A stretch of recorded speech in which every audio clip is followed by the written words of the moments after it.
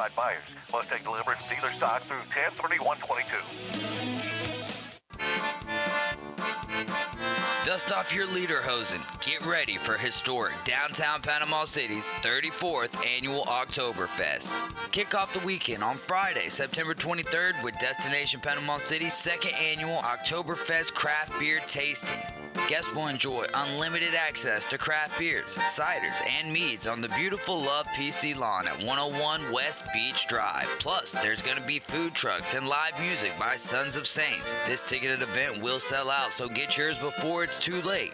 On Saturday, September 24th, Oktoberfest starts at 3 p.m. with fun for the whole family. The free event will have live music, seasonal and craft beer tents, and food booths with authentic German cuisine lining the streets alongside local businesses offering shopping, dining, and entertainment. For more information and tickets, visit DestinationPanamaCity.com. Host. Trying to figure out where to eat with your family or a group of friends that can't agree on what they want is hard. Well, not anymore. Jin Super King Buffet has something for everyone with extensive options, including top quality seafood, hibachi, and even a sushi bar. Dine in for lunch or dinner 7 days a week or call for takeout 850-238-8589. Come enjoy Jin Super King Buffet today at 9802 Front Beach Road next to Wonderworks. Tired of being overcharged each month for health insurance or finding out you still have significant out-of-pocket costs from copays or deductibles when you do go see the doctor? Hi, I'm Kevin Shady with KHS & Associates. Our independent insurance agency has helped individuals, families, and even small business employees lower their health care insurance costs with no copays, no 80/20 coinsurance, and no deductibles unless you're hospitalized overnight. Call or text us at 502-386-1128. That's 502-386-1128. WTOT, W271DN Mariana, WVLQ Port St. John, powered by Pepsi, ESPN Northwest Florida. Transmission starts in 3, 2, 1. Broadcasting from the Red Crib Radio Room. The Afternoon Underdogs are taking your calls live. 850-215-6290. 104.3 ESPN Northwest Florida. Welcome into the Rib Crib Radio Room. You guys are riding with the Afternoon Underdogs here on 104.3 ESPN Northwest Florida, also 102.1 in Mariana and 101.9 in Port St. Joe. Catch us on Facebook, YouTube, Twitch, and the ESPN Northwest Florida app. All you got to do is search ESPN Northwest Florida on Facebook, YouTube, Twitch, and we're also on TV in the Pensacola Mobile area. If you don't have Blab TV through your TV service provider, get on your Fire Stick, Roku, head on over to the channel search, type in BLAB TV, and you're going to have another channel to add to your repertoire on your Fire Stick or Roku device. Third caller, we're opening it up right now. Third caller gets 2 tickets, 2 wristbands that are worth $45 to Oktoberfest, which is going to be Friday, September 23rd at 6 p.m. at the Destination Panama City Visitor Center. We've got Jennifer Vigil in the building with us tomorrow at 4:15 for a segment that's going to be detailing what's going on there. So we've got 2 tickets to give away. Third caller is going to get that, and we've also got 2 more, or another pair to give away on the Coach James Hale Show. So make sure you're listening to that fantastic content every Monday through Friday from 7 a.m. to 9 a.m. Man, what a great show, and you were there this morning. Brian Haddad. I was. We had a lot of people this morning. Yeah. But it was a good show. We talked about a whole bunch of stuff, and Glenn Manley brought donuts. It was a good morning. Oh, A.D. Manley was here. Can't even call him Coach Manley no more. No. Athletic Director Manley. Gotta love it. Yeah. Also, shoot some prayers up and thoughts for Jack Patterson, who is dealing with some lung issues, waiting on a lung replacement down there in Gainesville at Shands Hospital. This is a guy, and Jack Patterson, if you don't know him, who puts on Wrestling Against Cancer for now 7 years, I believe, in a row. This would make 8 this year if he were able to put it on. So he's been doing so much for other people who have been dealing with health ailments, and now he's in this position himself. So at the very least, shoot up some thoughts and prayers for Jack. He's fighting. He is a fighter, and he's going to continue to fight. So lift him up, as well as Puerto Rico, who's dealing with Hurricane Fiona, and what, they've been without power for a few days now. So, and we know what that's like firsthand. So that brings me to Hurricane Relief America.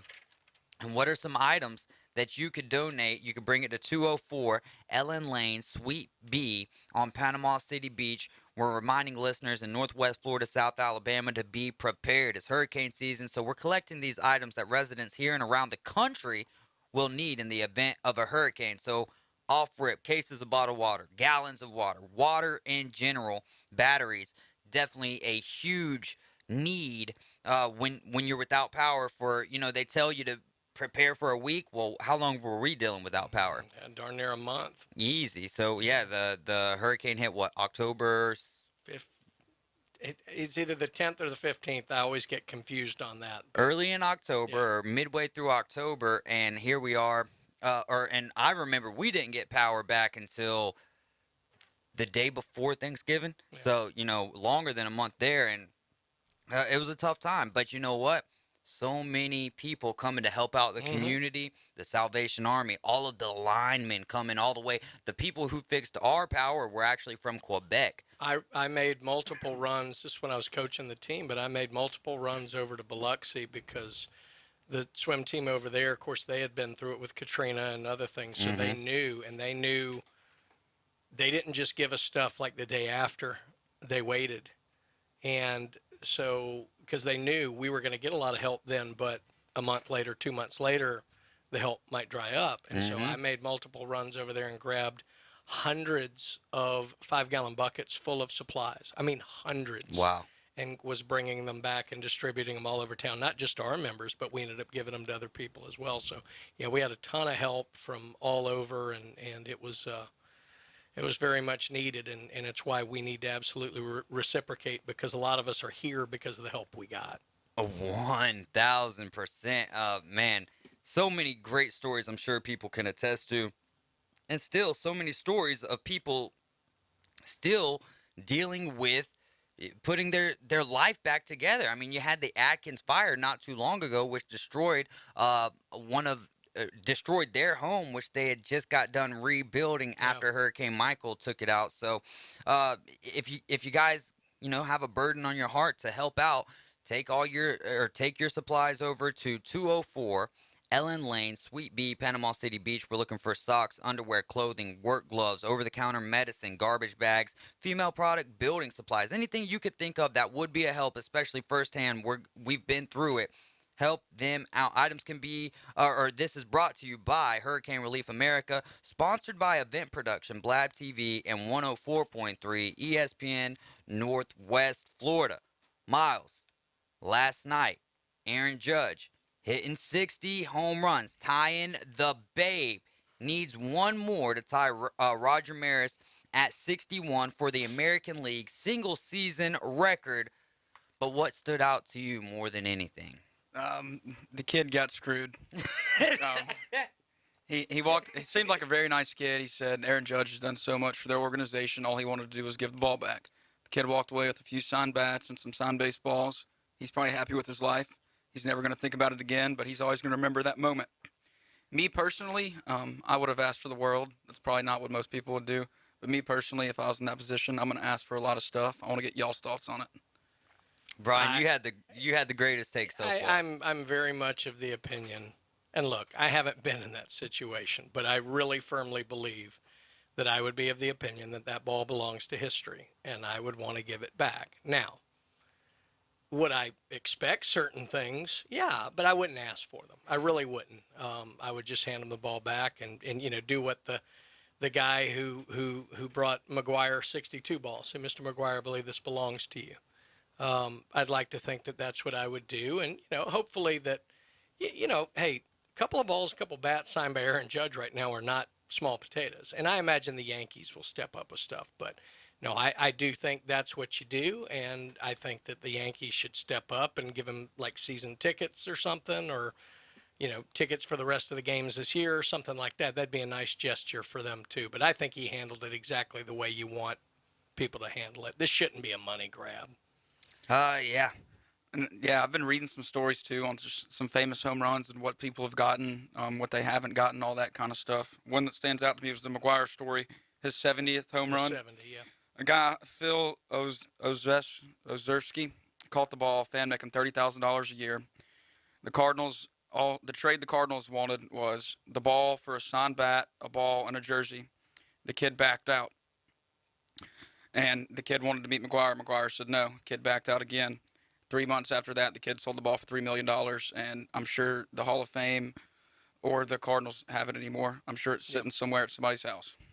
I get that. And look, I mean, that's on the Cardinals and McGuire. He wasn't asking for a lot. I mean, I probably wouldn't have even asked, but I understand that. Now, if he just went to, I'm going to hold you up for $3 million, I'd had a problem with that. But I will say this, and a lot of baseball players have handled it this way too, which I think is the right way for them to handle it, is when you go, well, shouldn't you, get that ball back? It's like, I hit it into the stands. That ball belongs to the fans. If they want to give it back, great. But no, and I've heard several players actually do that through the years, and I think that's great too. I think that's the way that should be done. So I wish that I could have that same mindset that I would, want it to be a part of history. I'd be like, well, this is part of my history till I give it up. I got it. It's life-changing money, but I just think that's the right thing to do. Yeah, no, and 100%. I think that there's no question on if it's the right thing to do or not. But at the end of the day, you did pay for that ticket. You did. I mean, what are the odds boiled down to that you're the one who catches that ball? So a lot of factors have to work out for you to be the guy who actually catches the ball. And then on top of that, it's maybe, I don't know, these guys get paid so much money in and of themselves that's another reason for me to be like, all right, hey, holler at me, let's make a deal or no deal. The other thing I said off the air was, if I went up there and was gracious and handed them the ball back and they were just like, yeah, thanks. Yep. Now, I would sign up for Twitter just to light them up over that. I mean, graciousness goes both ways. And so if they were just jerks about it and said, yeah, thanks, and that was it. Thanks, but no thanks. Social media would be my friend. Oh, man. I just don't want Zach Campbell, the foul ball guy, to catch one of these huge home run balls because he's caught every big ball there is, pretty much. Yeah, so that's something that's kind of – wrong button there. That's something that I've started to see more of. Zach Campbell, and you know what I see and this is just on social media, and I'm not reading 100% of the comments. I'm reading a small percentage but I see a bunch of adults bashing him. Then I see young kids talking about, well, I love his YouTube channel. I love what he's talking about. I love how it gives you tips to be the person, to be in the right position at the right time, because he's watching spray charts to see on average, where would this? All right, we got this right-handed batter up against this left-handed pitcher. Where does his sprays normally go towards? Right field, left field, center field. So he's putting in research. I get everyone's. I've never caught a foul ball before. I've never caught a home run ball before. So if I'm put in that situation, right, and I do catch one, I've never caught one in a Major League Baseball stadium, let me put it like that, because at spring training and stuff I have. So if I'm in that position and I catch a ball, say I'm with my fiance, am I wrong for not giving the ball to a 5-year-old kid and giving it to my fiance who's never gotten a ball? You know what I'm saying? If it's a ball of magnitude, no, you should keep it. Or just a regular old foul ball. Yeah, but I'm just saying, I don't believe that, it's all for the kid. Like, at the end of the day, and here's the difference, too. I have no kids. Generational difference. It is, but I also have no kids. My take on it is taking your glove to the game and catching foul balls. That's for the kids. I'm not taking my glove. Bare handing that sucker. I love watching the guys who are holding the newborn infant. And right. Okay, so that's even better than fiance, right? If you got the newborn, no. I mean, if you're the guy who catches the ball, do you save that ball for your newborn, or do you give it to a younger kid? You got to keep in mind, I coached for 30 years. Yeah. So I've dealt with young people for years and years and years. If I were at a game and I caught a ball of consequence, I would give it back to the player or the Hall of Fame or the team, whatever. If I caught a ball that was inconsequential and I was next to a 5-year-old, I'd give it to the 5-year-old. I really would. I mean, that's what you do. Watch the kid's face light up when you give it to them. That's worth more than catching that ball is. Yeah, and that's why baseball is such a great sport. Yeah. People love going to games. Yeah. Now, the funny thing would be you hand the ball to the kid, and the kid chucks it back on the field. People love going to games. The baseball fans love going to games. I think that there's a lot out there that's like it's a little too slow for them and all that good stuff, and so that's why you see Major League Baseball trying to change the rules to bring in that generation. What I don't like are these people who constantly move around during the game when it's not like a general admission setup. No, you got a seat. If someone happens to hit 5 foul balls to your seat, good on you. Yeah. But if you're moving around, getting to other areas where there's paid assigned seating, no, I'm gonna kneecap you if you're. So going that's what, and that's the guy that he was talking about. Whatever that, and that's what he does. And to me, that's kind of wild because all right, this isn't your seat. Right, 100%. You didn't pay for that particular ticket. Now, what if you're on the concourse though, and they're just jacking them? It's different. It's like I understand Zach Campbell probably makes good money doing what he does. But it's just mind-blowing to me that this is what a grown man does for a living, but this is America, and you can make money doing anything for a living. People want them. YouTube, baby.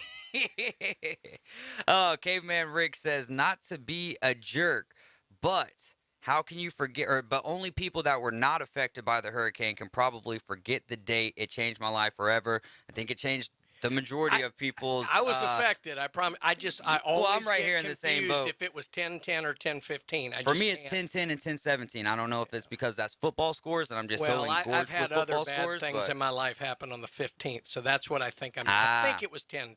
Yeah, no, it is 10-10. Yeah. It was October 10th, and a lot of people here in this area were affected by us included, no doubt about it. You guys are riding with the Afternoon Underdogs here on 104.3 ESPN Northwest Florida, and it is officially hurricane season. Be sure to rely on Tim Root, ESPN Northwest Florida, for the most detailed forecast on the Panhandle. Plus, breaking weather when it happens, brought to you by Mid-South Lumber, KHS and Associates, and Earthworks of Northwest Florida. Be right back with the owner of Golf Plus, Alan Watson.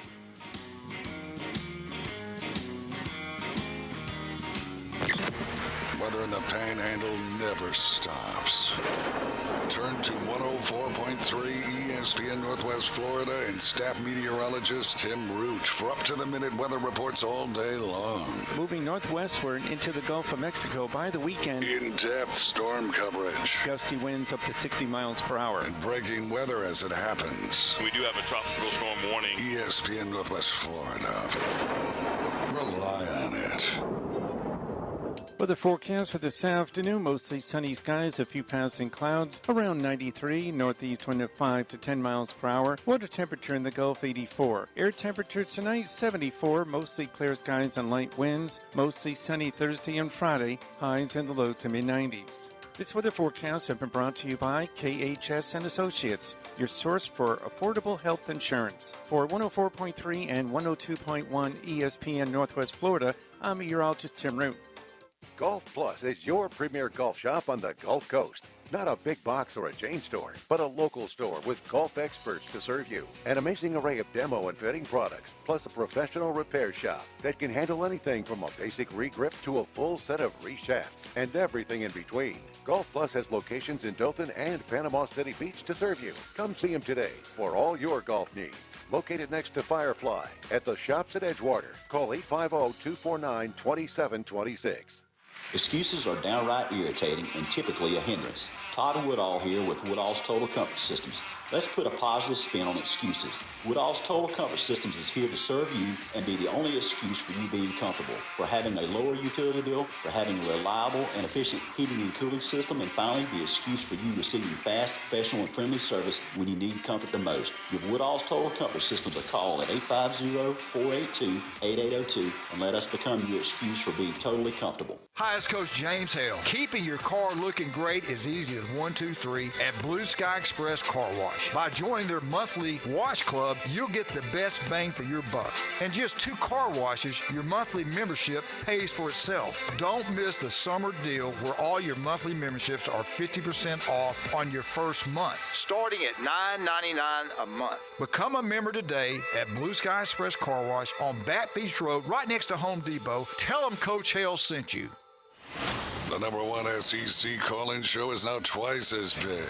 It's double the Paul Feinbaum Show. Weeknights starting at 6. Okay, but also go faster.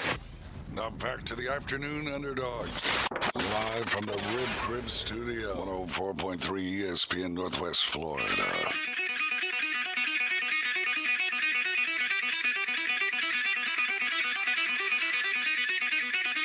All right, we are back here in the Rib Crib Radio Room, and it is time for one of my favorite segments of the week with Alan Watson, who is the owner of Golf Plus. If you want to take your golf game to the next level, get out to the shops at Edgewater. Probably call them first, make an appointment, and go check out Alan Watson, who's with Golf Plus, and they will get you fit. Alan, how's it going, my man? It's great. Everything is weather-wise pretty still good golf weather and whatnot, and we're still seeing heavier traffic in both of our stores in Dothan and Panama City Beach than we normally do this time of year. So there's definitely more people golfing, definitely still people excited, and the weather, other than that week or so ago when we had like nonstop rain. But other than that, it's been golf weather, and that keeps people interested. And college football and NFL has been a little bit disappointing so far this year. So I think some people haven't completely retired to the couch on the weekends just yet. Yeah, no doubt. I mean, you look at the games coming up this week, not a whole lot on the table. So perfect time to get out there to the golf course. Check the links out. Yeah, absolutely. And just a plug for some other media outlet. If you're not following, guys who are out there, if you're not following SEC Shorts on Facebook or Instagram or whatever, you've got to see this week where they put Penn State on trial for murder. And as an Alabama guy myself, I had a few chuckles, more than a few chuckles. Sorry, Auburn, y'all didn't hold up your end of the deal. Yeah. Oh, that was a nasty showing in Jordan-Hare this last weekend. But, I mean, who would have thought that it was going to be that much of a drubbing either? Auburn fans, maybe. Probably should have. I mean, looking back, it all made sense because it was all stuff we saw in the Mercer game. Mm-hmm.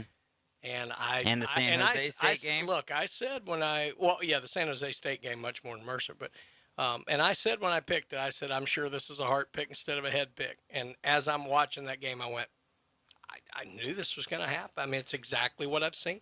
Well, the bottom line is that unless you do what you guys do for a living and really try to follow sports tight, most of us in the South really only pay attention to a little bit of the ACC and a whole lot of the SEC. So Penn State used to be a national name. They used to be big time. We thought about them the same way we thought of Oklahoma, Miami, Notre Dame, whatever. And they've kind of fallen out of that limelight for various reasons. And so we're not following Penn State anymore. So you don't really know what you're getting. You're like, oh, look, they're ranked. You don't really know what you're getting. And I don't know that Auburn knew what they were getting. And they walked into, it was like you got confusion at quarterback. Yep. You got all sorts of issues around the program just in general. You got that program has survived for the last 10 or 15 years on hope alone. And hope is not a real good strategy. And Penn State went in and exploited every one of their weaknesses. So anyway, that's all I'm going to say about that. Roll Tide. All right, last week we kind of left off with a question that I had for you. So now it's time for the answer.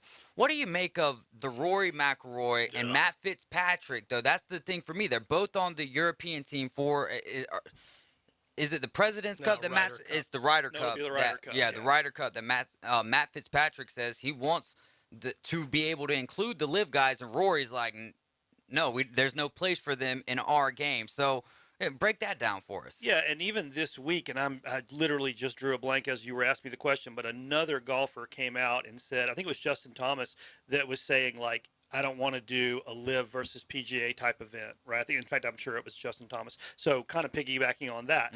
So you've already got two of the biggest names in golf saying, no, we don't want to play in the same sandbox with you. No pun intended for golf courses. I spent a lot of time there.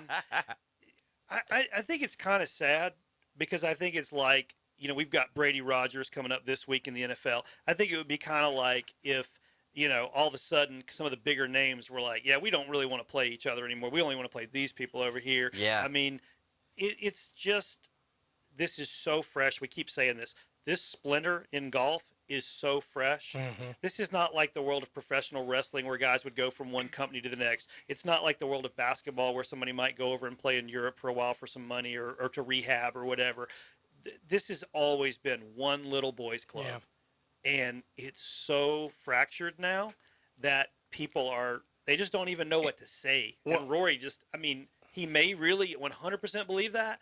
I don't think at the end of the day that's what golf needs, though. I think Rory's trying to fill a vacuum he sees, and he thinks that's what he's supposed to do more than he believes it. Mm-hmm. That's just my take on it. I don't know. My worry is this, and I really hope this isn't the case because I love playing golf, but I love watching golf too. Mm-hmm. The closest thing I can think of in my lifetime to what this is like is open wheel racing had a split like this in the 90s.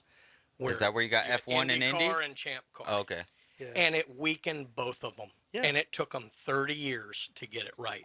That's what I'm worried about for golf. I'm not saying that's what's going to happen, but I'm worried that could happen, that they both end up weaker entities. Yeah, I mean, and the sport suffers. What if that's 10 years ago, to your point, what if 10 years ago the Williams sisters had said, we're going to go start a splinter faction to professional tennis, and had taken, half the girls away? I mean, people would still watch it, maybe. People over here might be mad.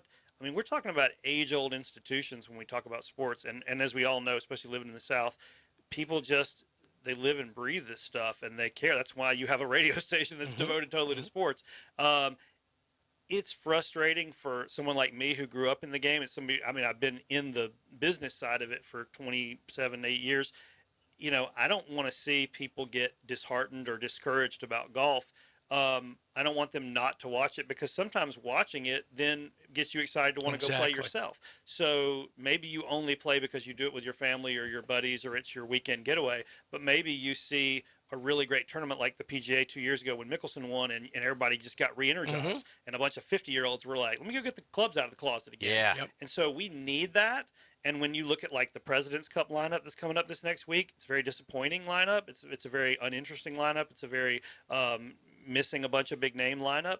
And then you think about what's going to happen at the Ryder Cup, and you think about next year's majors if they decide to cut live out and all that. And it's just like, oh boy, what's going to be at the bottom of the hill when the avalanche settles? Is it going to be something really good, or is it just going to be a nightmare? And I got to tell you, I get more and more frustrated every day with professional golf. For a while, I was like, this is cool. And now I'm just like, I don't know what to make of it. Right. And I'm worried. I mean, because a holy day for me is Thursday at the Masters. I have my TV showing one thing. I have a laptop showing another. I have a tablet showing another. I got another on my phone. Right. And which one's dedicated to the Amen Corner? I have Amen Corner usually on the laptop, and then 15 and 16 on the whatever. I could go through all the detail. The point is that that's a holy day for me, and I can tell you right now, I've been thinking about this. If they cut the live guys out of it, I really might not watch Augusta. That's not even fathomable to me. Yeah. I mean, I said it a few weeks ago on the show. When you start taking major champions out of their majors, forget the rest of the guys. And I know that's not fair, because they could be a champion if we let them play. But just to not have DJ and Phil and Bubba, who have green jackets, or if they said, Cam, you can't come back to the Players next year, which he wouldn't be able to because it's PGA event. But I'm the reigning champ, or I've won it 3 times, like Bubba or Phil. What are we talking about? Like that just, that just doesn't happen in sports. Oh, you've won enough Super Bowls, Tom Brady. We don't want to see you again, which a lot of fans would be okay with that. I'm just saying, we just, how far can the fracture go? I mean, Golf Magazine last month, I think, was Live versus PGA, was the cover story article, and it's all about, like, how did we get here? Yeah. And we know how we got there, Greg Norman. But still, I want to get your take on. I have a little spin zone on it. I think this is actually going to help the PGA in the long term. You look at all the big professional leagues in the USA; most of them have competition with other leagues, whether they're here or overseas, right? Okay. But there's a reason the American leagues are worth the most in the world. PGA has a little bit of competition. Their purses have already gone up. I foresee them going up more and more in the future. I think if they get the names now to stay with them, it'll just get bigger and bigger. And the live will rally around for 2-3 years, then it'll fade off like some of the other leagues have before with other professional sports. I mean, that's certainly one of probably 3 reasonable possibilities of what's going to happen. Because you're right. I mean, the possibility of both of them existing in perfection and in like perfect succession of what they're already doing forever is probably not. You're right. It's probably going to be more like what happened when the USFL came in the 80s to professional football. But we just don't know. You could have something like basketball where they absorb the ABA, right? Whatever. So you could have an absorption, which would just basically just be like, all right, we're tearing up all the old contracts. It's back to normal. Exactly. But the other problem is if Liv doesn't get enough young blood, so they got Cam, right? But if they don't get enough young blood, then in 5 years it won't matter because these guys will have aged out and quit playing anyway. Yeah, and then it'll just become its own self-fulfilling prophecy. And that's why I think the PGA Tour just needs to go about their business, stop getting in the hissy fits about it, and just go, hey, those guys need to do what they have to go on and do and just play the long game. Yeah. My worry, to Miles, to your point, is that it could go the other way because the growth model for golf is international. It's not national. Right. And where have a lot of these guys defected from? They're the international players. Yeah. That's my worry in this thing. That's why Liv might last longer than I think it would have if it was American driven. So we'll see. It could. You're right. It could go a myriad of ways. I just wish they would stop being so small about it. Absolutely. Well, and the one thing that Liv has going for it is that, sport has become entertainment. And when you have concerts, when you have more raucous crowds and music playing and the things that Liv is doing to make their tournaments more exciting, you might have the Happy Gilmore effect where you can actually bring people in who never considered watching it before.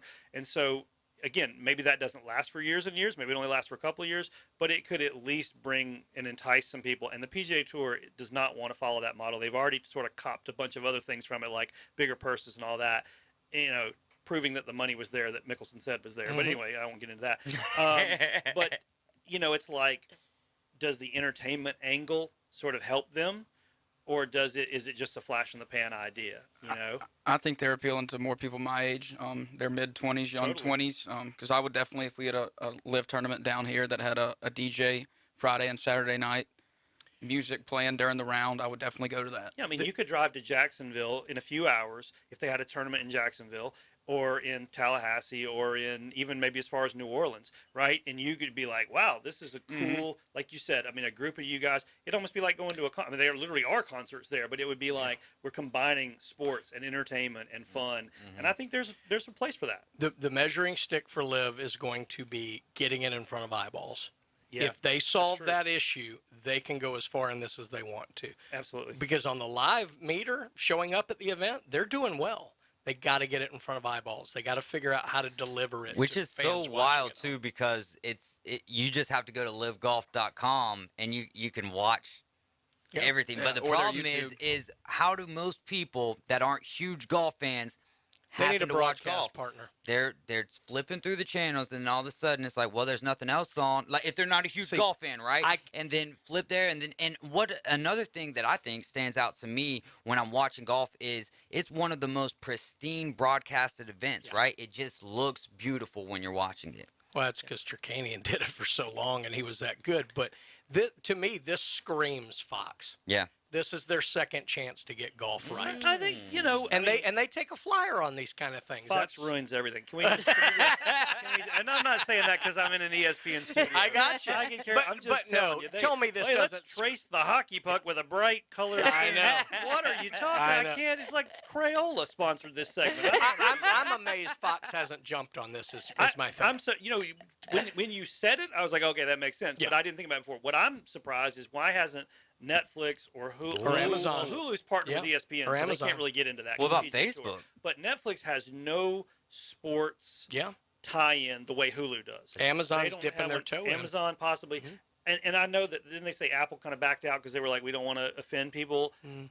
Okay, just because you're a PGA Tour fan doesn't mean you own an Apple product and vice versa, and I wouldn't care anyway. Yeah. I mean, if I want to view it, I need a way to view it. Netflix is the biggest platform out there. Why would they not just jump on this? Because Peacock has sports, and ESPN Plus has sports, and ESPN has sports, and Hulu, and all these, you know what I mean? It's like, short of like Disney Plus, and they're tied to ESPN, so that wouldn't work.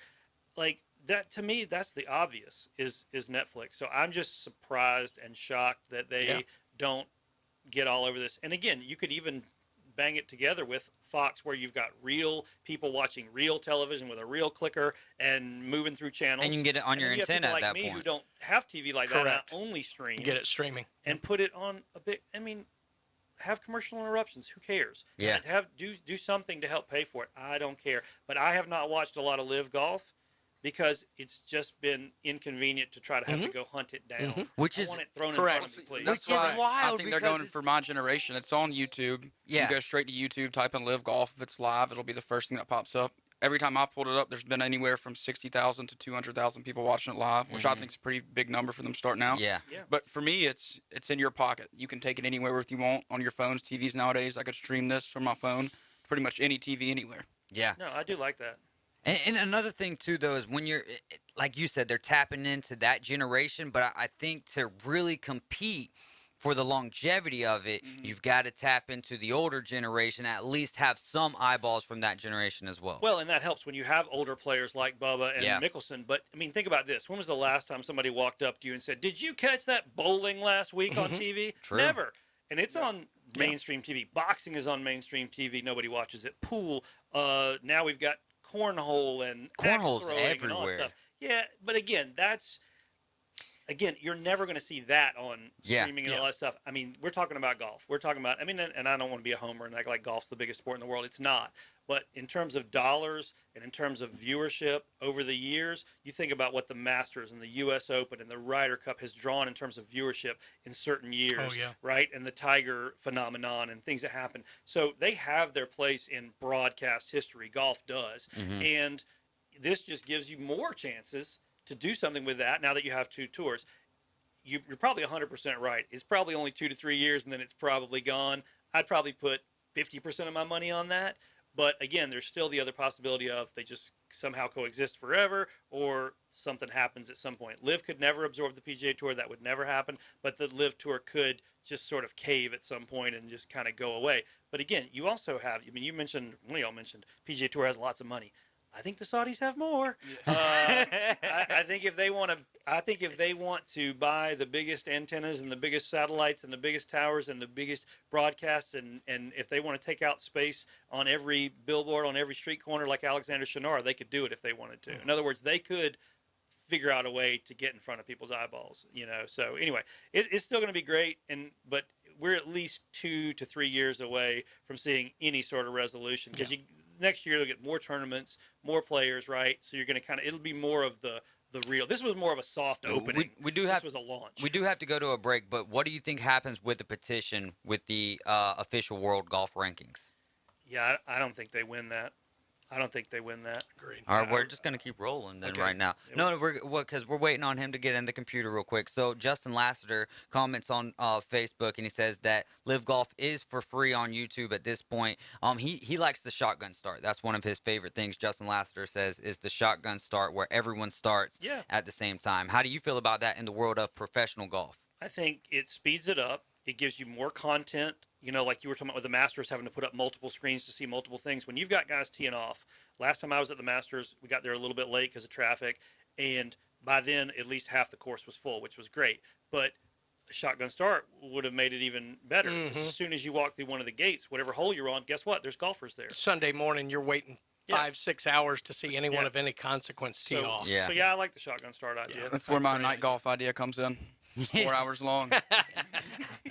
We'll talk about that next week, Alan. He's like, this guy's full of ideas. All right, Alan, thanks so much, man. Y'all get out to the shops at Edgewater. Check out Golf Plus. Man, it's a great store. And if you're headed up 231, you get to Dothan, and you're like, oh, man, I still got to get my clubs fixed up. You head to Golf Plus in Dothan. They got 2 simulators there, so they can take care of you. All right, we're going to talk to Alan next Wednesday at 4:15. Coming up next, Steve Barnes with therebelwalk.com.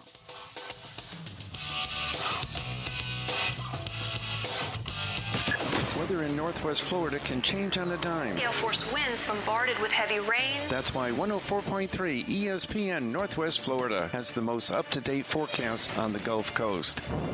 Hi, this is staff meteorologist Tim Root. With over 40 years of experience, I know just how fast we can go from sun and fun to a serious situation. For the most accurate and detailed weather when it matters, rely on 104.3 ESPN Northwest Florida. Whether you're cheering from home or at the game, the Lawrence Group Keller Williams is giving you the chance to call in to win a Blackstone griddle, a Yeti cooler, a 4K HD projector system, a gift card to Beef O'Brady's, and custom cornhole boards with your favorite team. The Lawrence Group Keller Williams wants you to have the ultimate tailgate. Call 850-788-7647 this Friday, September 23rd between 9 and 4. Call in, answer a few questions, and you're entered to win the Lawrence Group Tailgate Giveaway. Get ready for the PCB Fishing Rodeo September 23rd through October 9th at Captain Anderson Marina. Join us for the kickoff party Saturday, September 24th with live music from 4 till 7 p.m. To be a part of this exciting event, you can register at Captain Anderson Marina or online at PCBFishingRodeo.com. The PCB Fishing Rodeo, September 23rd through October 9th. Tiger TV Pro is a new streaming service that provides you with over 3,000 channels for only $15 a month. You probably spend more than that on lunch these days. Get local channels, entertainment networks, premium movie channels, news and weather channels, and more. Tiger TV Pro even includes all the sports networks, including ACC, SEC, NFL, MLB, and NHL. Sign up's easy. Just go to ESPNPC.com, scroll down, and click the Tiger logo. Live from the Rib Crib studio. Doing what other stations can't. The Afternoon Underdogs is live and local. 850-215-6290. Always be sure to listen for the dial tone. 104.3 ESPN Northwest Florida.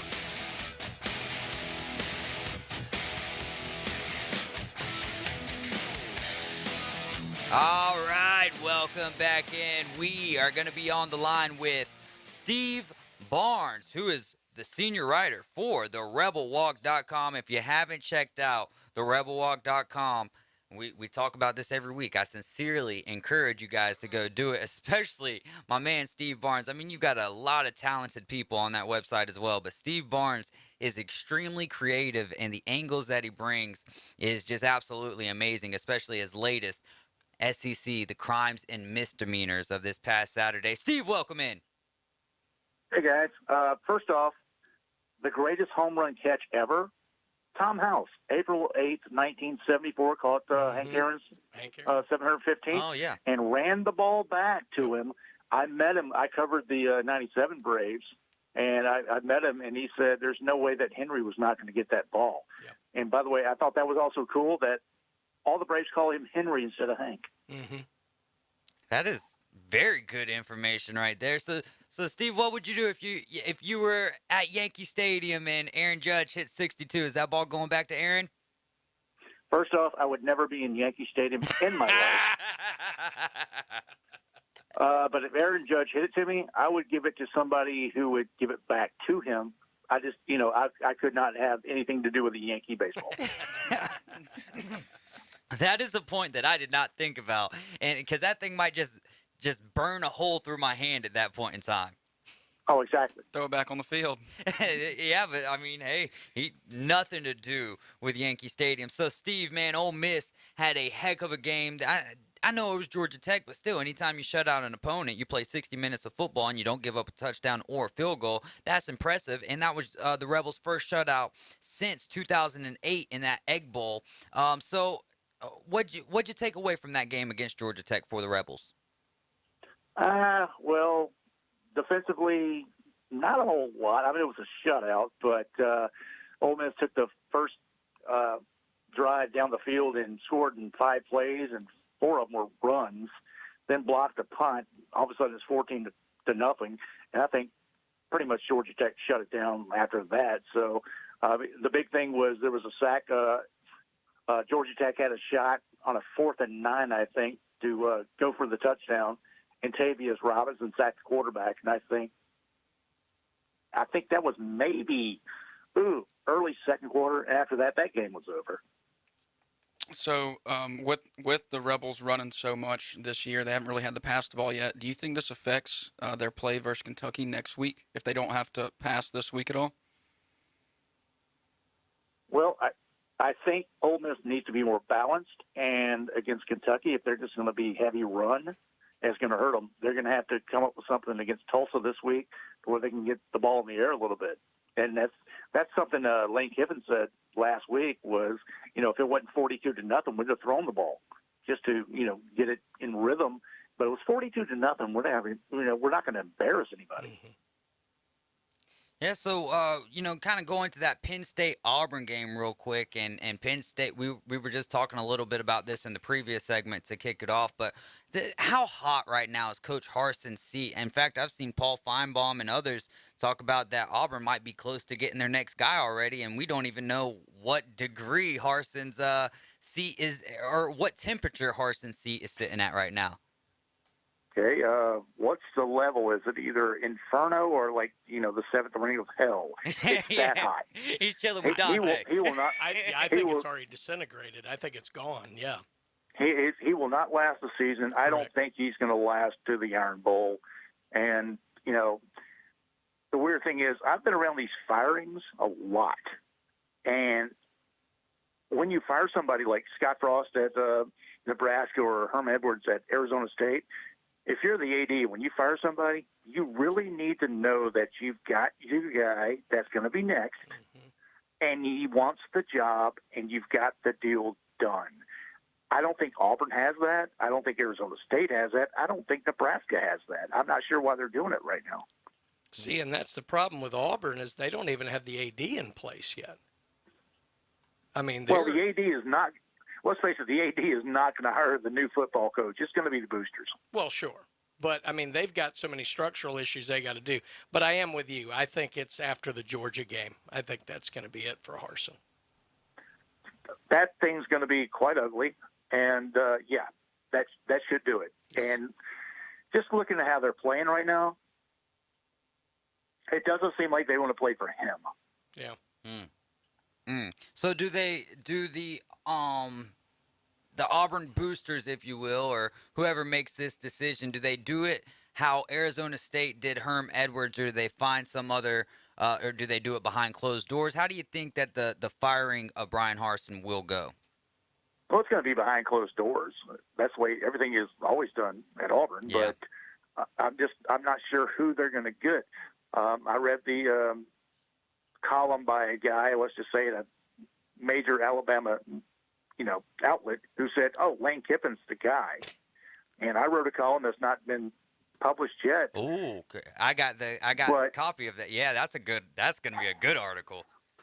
Well, it's just, it comes down to dollars and cents. Yeah.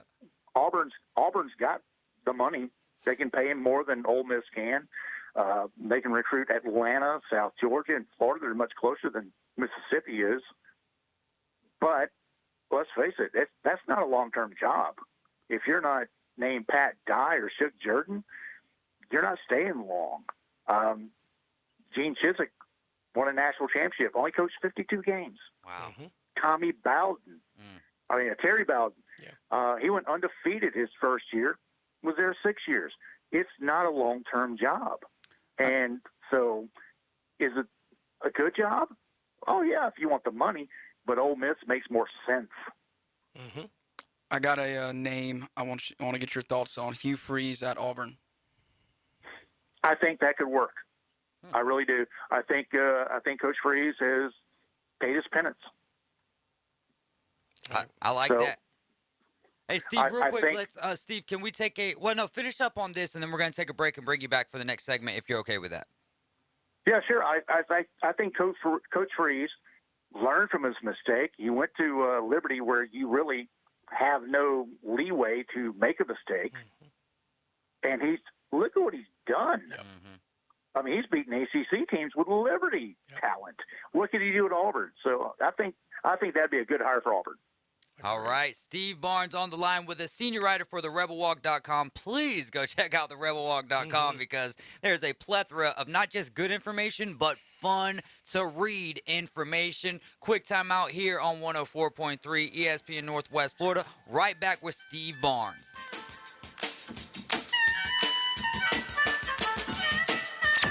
This is your captain speaking. Thank you for flying with ESPN Northwest Florida.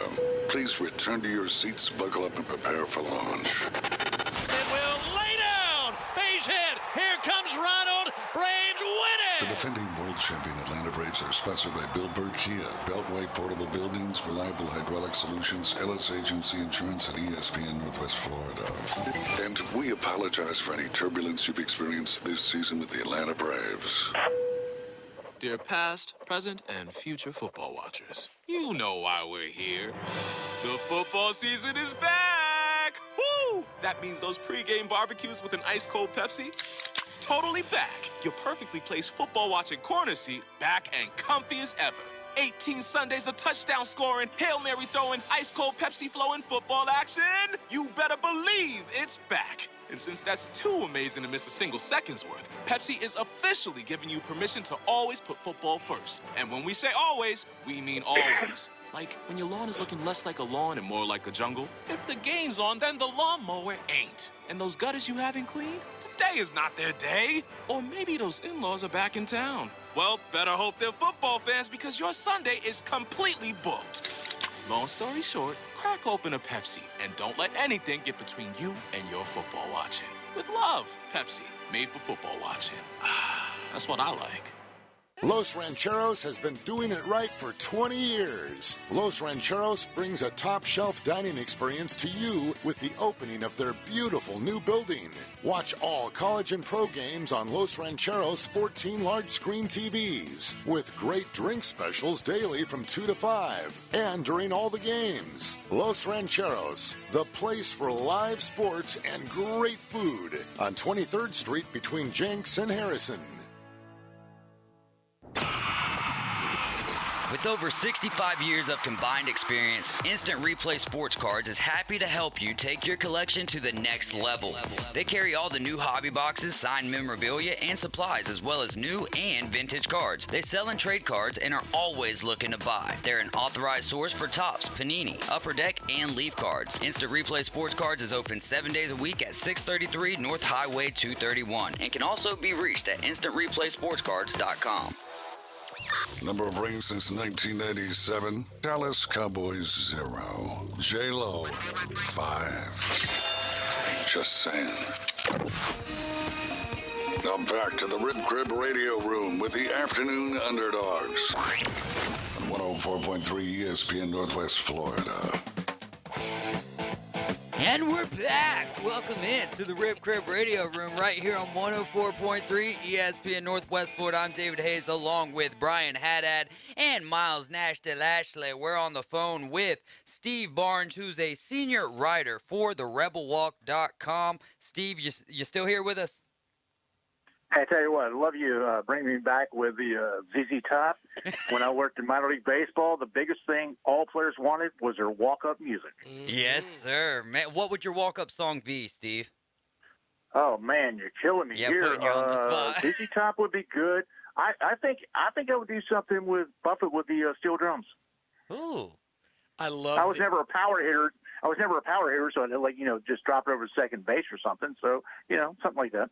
See, I always loved the intro for Hot for Teacher from Van Halen. That would be cool to watch. Oh, 1984, man. Yes, That's when I was at Ole Miss.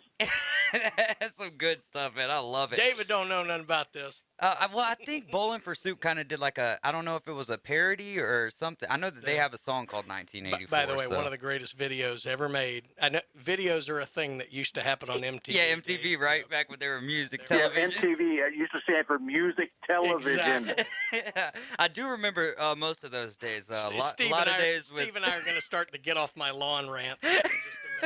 There we go. Yeah, man. Hey, Steve, give me your thoughts on Bobby Petrino and Missouri State's return to Fayetteville.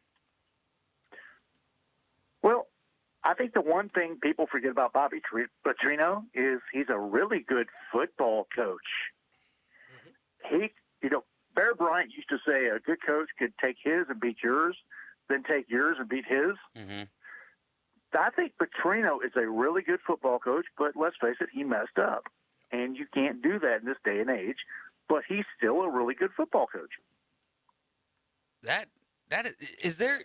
I mean, so let's talk about put Nick Saban in that, in that quote, if you will. Like, is he going to take Louisiana Monroe's squad and beat Alabama with them? Well, when I said about Bryant, he meant that in the 60s and 70s. Yeah, when that's there before wasn't as you much had cupcakes. that's before you had the transfer portal, and I mean, let's face it, Bryant used to recruit 100 players a year and get them to Alabama and tell 70 of them, oh, by the way, you're never playing here, but you can't play anywhere else now. Right. Absolutely did that. So, talking about Texas A&M and they got the win over Miami, do you figure that Max Johnson, even though we got in a sense, a small sample size, right? He was only 10 to 20. Is he the guy moving forward for A&M, or do you foresee Jimbo Fisher continue to bounce back between the two guys until he really solidifies it? I think what's going to happen with A&M is, I mean, they've got a tough schedule to come up with. I mean, let's face it, he's still got to go against pretty much everybody else in the SEC West. But I think neither one of those guys that he has right now are going to be the long-term answer. I think it's going to be the Wegman kid, the freshman, but you really can't throw him in right now. He was a 5-star last year, but he was still in high school. You're going to throw him in against the SEC West defenses? That's kind of tough. I think you bring him along a little slower, and I really think Jimbo looks in the transfer portal. Who else can I get in possibly next year? Yeah, I said before the season, I honestly thought the best long-term thing for Texas A&M would be to go 8-4 again this year and have Wegman be the starter around game 8. Because he's going to be the guy next year when they're better set up to make a real run, which I think next year is instead of this year. So, but yeah, it's their long-term answer has to be Wegman. It's not going to be Johnson. It's not going to be Haynes King. Well, the thing about Wegman, you just don't want him beaten up so bad that he loses confidence. Yeah, that's why I thought maybe the last couple of games when it wasn't really critical, you might be able to get him some good game reps. But Steve, not if, but when Jimbo goes 7-5 this year. If he goes 8-4 next year, is he gone? No, it's going to cost him too much, and he's had too many recruiting classes that he can go to the boosters and say, "Look at this, man! Look at all I got! Come on, this is what's coming here." Well, that's my thinking on their huge class. I think they had 11 or 12 5-stars this year. There's no way all those guys can start this year, and I have a pretty good feeling that at least 3 to 4 of them are going to transfer after this year. Well, exactly. I did something a few weeks ago about the recruiting ratings. Well, you have the one from like Scout and Rivals, where it's like, we got this many 5-star high school kids, but then you see, well, I got this many, guys from the transfer portal. You need another one. How many guys did I not lose to the transfer portal? How many did I keep? Yeah, good stuff there. So, and kind of sticking with that A&M and Miami game, and we've had so much hype, and a lot of us were picking Miami on the backs of, well, I'm going to go with a better quarterback here, and Tyler Van Dyke, right? And then Tyler Van Dyke. To make a change. Well, no. With Miami having Tyler Van Dyke, and so we were going with a lot of us here in the studio were picking Miami because we figured Tyler Van Dyke to be the better quarterback out of the three, if you will, Max Johnson, Tyler Van Dyke, and there with Haynes King as well. So much hype built around that, but they only mustered 3 field goals. What do you make of that, Steve? The defense for A&M? Well, first off, remember, this kid's 20 years old. Yeah. I mean, he's not Dan Marino. So the other thing, he has said some stuff and done some stuff that shows he's not matured yet. I mean, last week you could see it on TV where, the Miami defense or special teams would make a mistake and he'd slam his helmet on the sideline, or, in the huddle, he'd start yelling at guys. I mean, well, I think the worst thing was he had a quote to the Miami Herald that, well, I'd rather play away from Hard Rock Stadium because we don't have a home field advantage because the people don't care about. Yeah, that's really going to endear you to the fans and the students, kid. He's just young. He needs to grow up a little bit. Let's face it, he's a great quarterback. He's just never faced any adversity before because, I'm not going to say anything about private high schools. Pensacola Catholic over here is really, really good. IMG, let's face it, that's great. Over at Shreveport, they had Evangel Christian, great. He played at a small Connecticut private school. what kind of adversity could they have really faced? Yep. Nothing like an SEC defense. Now he's hitting it, and now we're showing how he is. So he's going to have to grow up some. Yeah, Steve, we are out of time for this hour here. Thanks so much for giving us some of your time. Looking forward to talking with you next week. Can I just say one more thing? Absolutely. I've done a couple things. I talked to some, let's just say I talked to a media outlet in Oklahoma today. You guys actually know how to ask questions. You're entertaining, and nobody asked me the cumulative weight of the Ole Miss offensive line. They asked that you might that be question? why we're a little better on the Gulf Coast than they are in the panhandle of Oklahoma. Hey, that's good stuff. Steve, thanks so much, man. I'm cracking up, and I guess I'm going to have to go do some math here and find out what the accumulative weight of the Ole Miss offensive line is. I don't think Lane Kiffin knows. Hey, I went to Mississippi State. Cumulative is a big word. I'm going to have to look it up. Y'all got cows to weigh over that way, man. Hey, Steve, thanks so much, my man. Talk to you later. Yes, sir. Hey, y'all, be sure to get on therebelwalk.com and check out the whole website because Leanne Herring puts her pick sixes on there. They have a bunch of great stuff on there, but I'm loving my man Steve's articles. I get some insight into some of the stuff as well, some uncut stuff, but this last one right here, the SEC weekend wrap-up, crimes and misdemeanors in this weekend's action. And my favorite thing about it is just how he comes up, or the titles that he comes up with and where he puts those games. A lot of fun talking with Steve. I feel like we could do 2 hours every single time that we have him on. We're going to take a quick timeout. You guys are riding with the Afternoon Underdogs. It's 104.3 ESPN here in Panama City, 102.1 in Marietta, 101.9. Give us a call or text, 850-215-6290. Next person that calls is getting $45 worth of wristbands to Oktoberfest. Make sure you dust off those leader hoses. This is your captain speaking. Thank you for flying with ESPN Northwest Florida.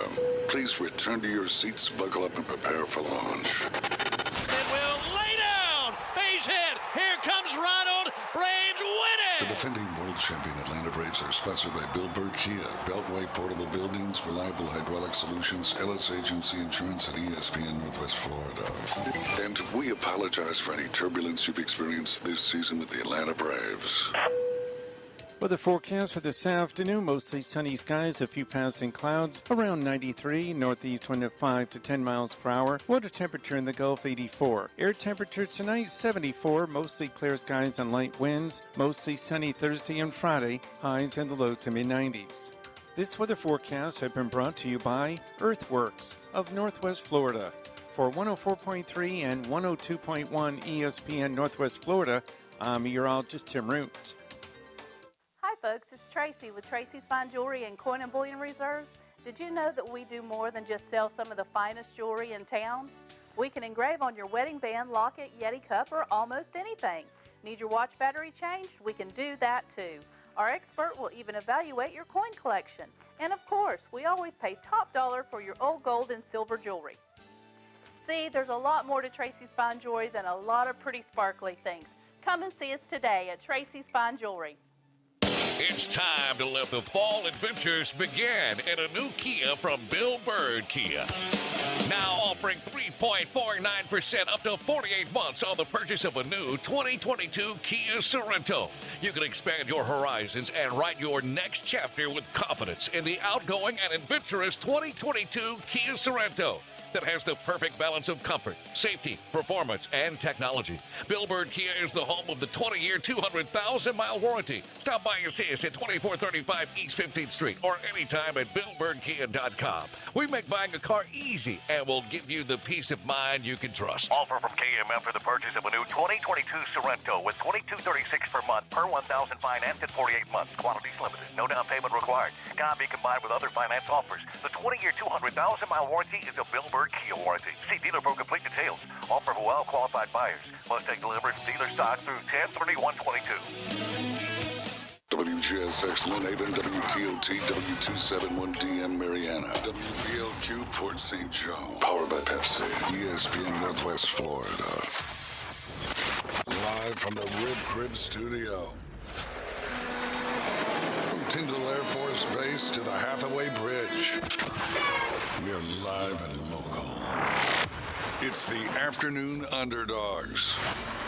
104.3 ESPN Northwest Florida.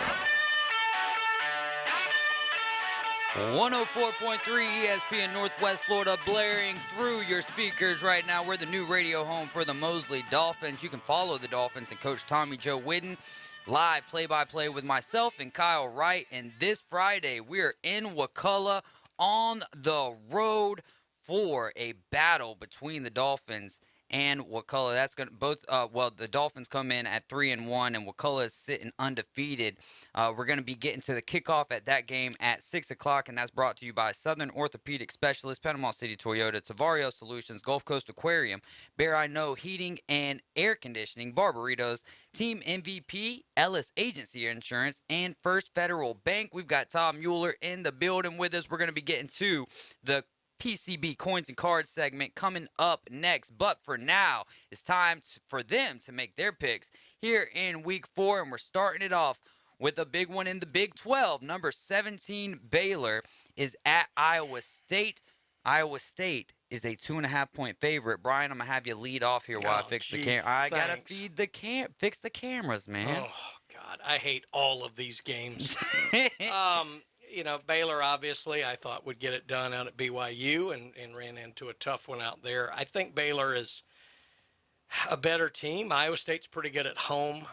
Baylor getting points against Iowa State is why I'm going to take Baylor here. Todd, you had the best of the week last week, sitting at 7-3. Brian, do you want me to put it out into the universe or not? I don't care. I was awful. Here's 3-7. He's sitting in 7th place right now. I didn't have any real money on it. I'm fine with this. But Todd was 7-3 last week, the best of everyone. So Todd, who you got in this one? I'm going to go with Baylor. I think that they will do it. I like that, man. Moving on to the next game here. We've got number 5 Clemson, a little ACC battle here, and this could be huge for the rest of the road for the ACC. Number 5 Clemson's on the road at Wake Forest. Wake Forest is a 7.5-point dog. Todd, you want to lead this one off? Yes, Clemson's definitely going to I would say obliterate them, honestly. I mean, who does Wake Forest really play? I know they play some teams, but Clemson for me. This is the one I still haven't circled. The number's bad for me. Just follow me on this. The number is a tease. Just follow me on this because you'll be 7-3. I have to get caught up by going opposite. The number is a tease, and I do think this is a dangerous game for Clemson. I think Wake's kind of hitting on cylinders. I think Sam Hartman's back in the mix. They're going to be hype at home. I don't know that they'll pull off the win, but God, I can't believe I'm going to take Wake getting the points. All right, Brian, you're going to lead this one off. I'm sure that this game's going to be – this one's on CBS, right? Yeah, number 20, Florida.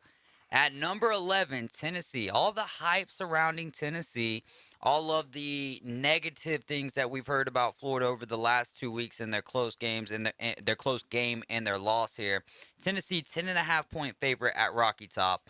What do you got? It's a bad number, but he doesn't like any game on this list. I don't like any. 9.5 would be a better number. The thing is, the more I looked at this game, I have not seen anything out of Florida.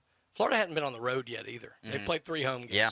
I have not seen anything out of Florida the last 2 weeks that tells me that they're going to be able to slow down Tennessee enough to win this game. Yeah.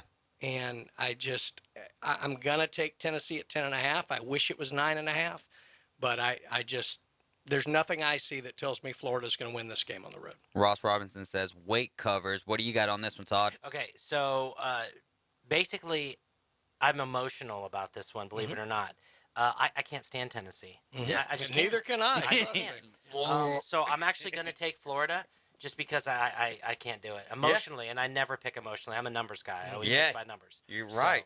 Which is why I typically win, Brian. Anyways, I do remember hearing you a few times last week say I'm going with Brian on this. You're right. But it was only a couple.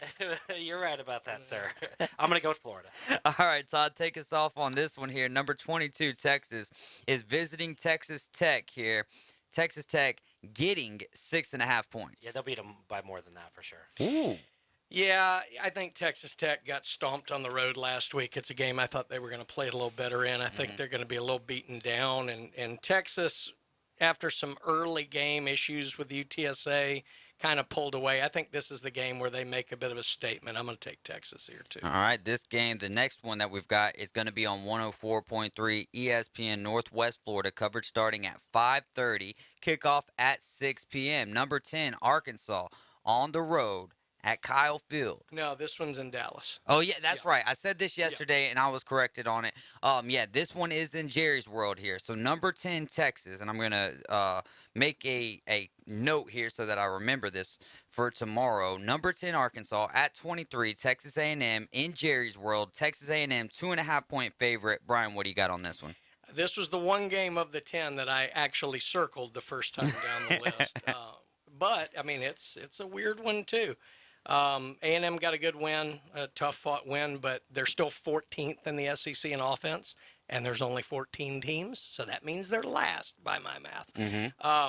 Arkansas obviously came off a little bit of a scare on their own. This was the game that propelled Arkansas forward last year. I think it's going to be the game that propels them forward again this year. Ooh. Give me Arkansas here. Todd, how you feeling about this one? This is my typical saying when I follow Brian and I agree is I'm going to go with Brian on this one. You only must have done that 3 times last week.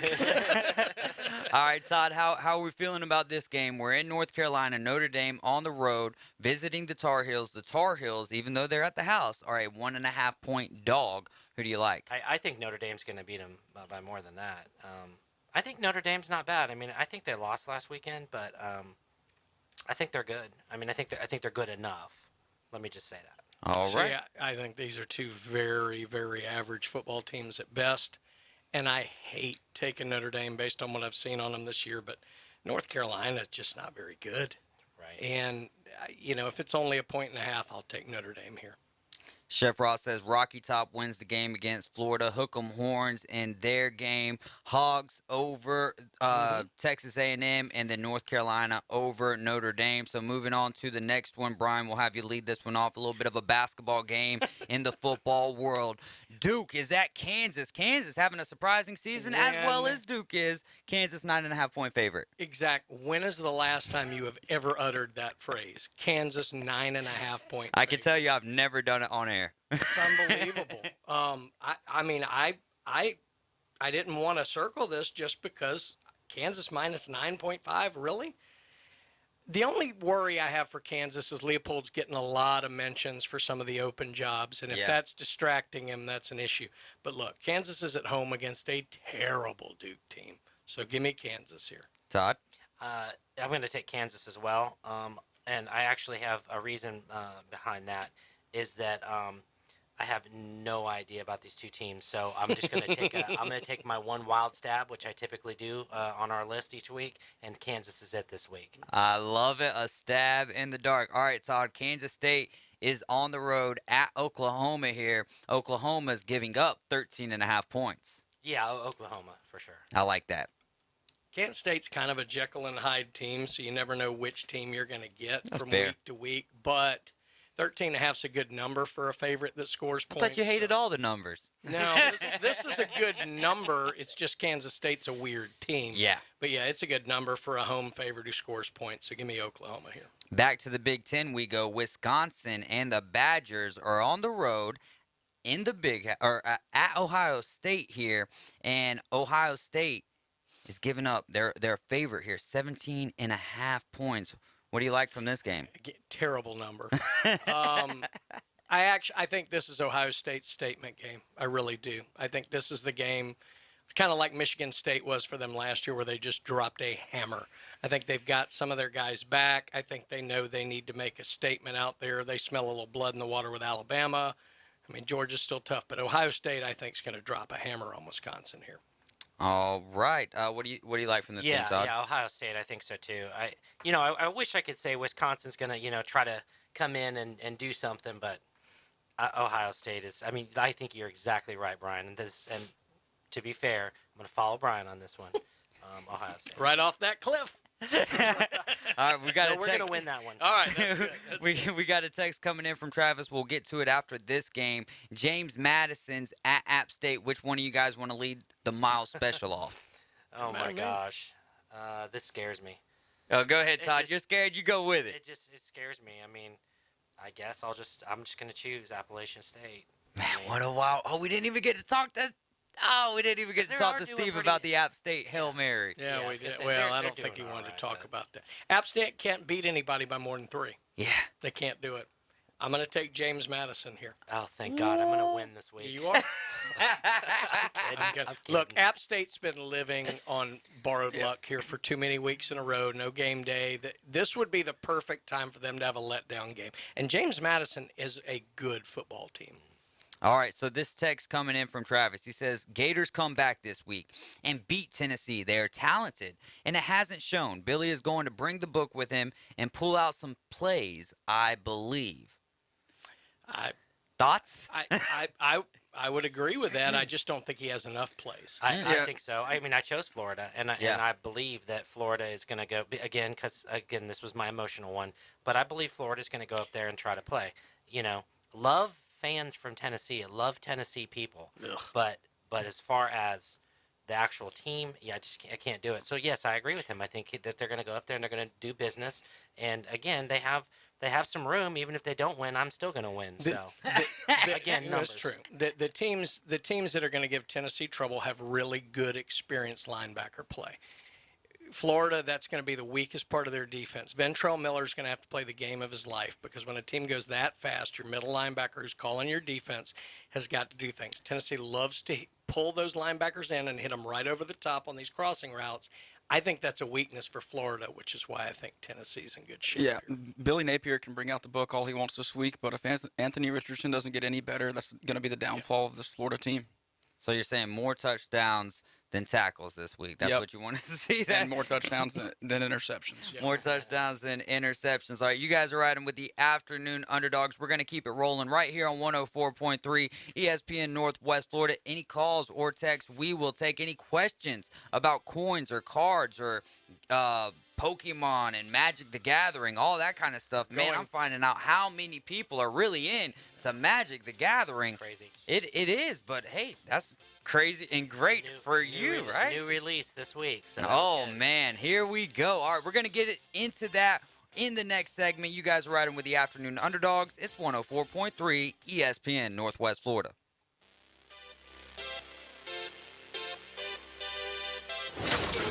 ESPN Northwest Florida is your touchdown headquarters for the Mosley Dolphins and the Auburn Tigers.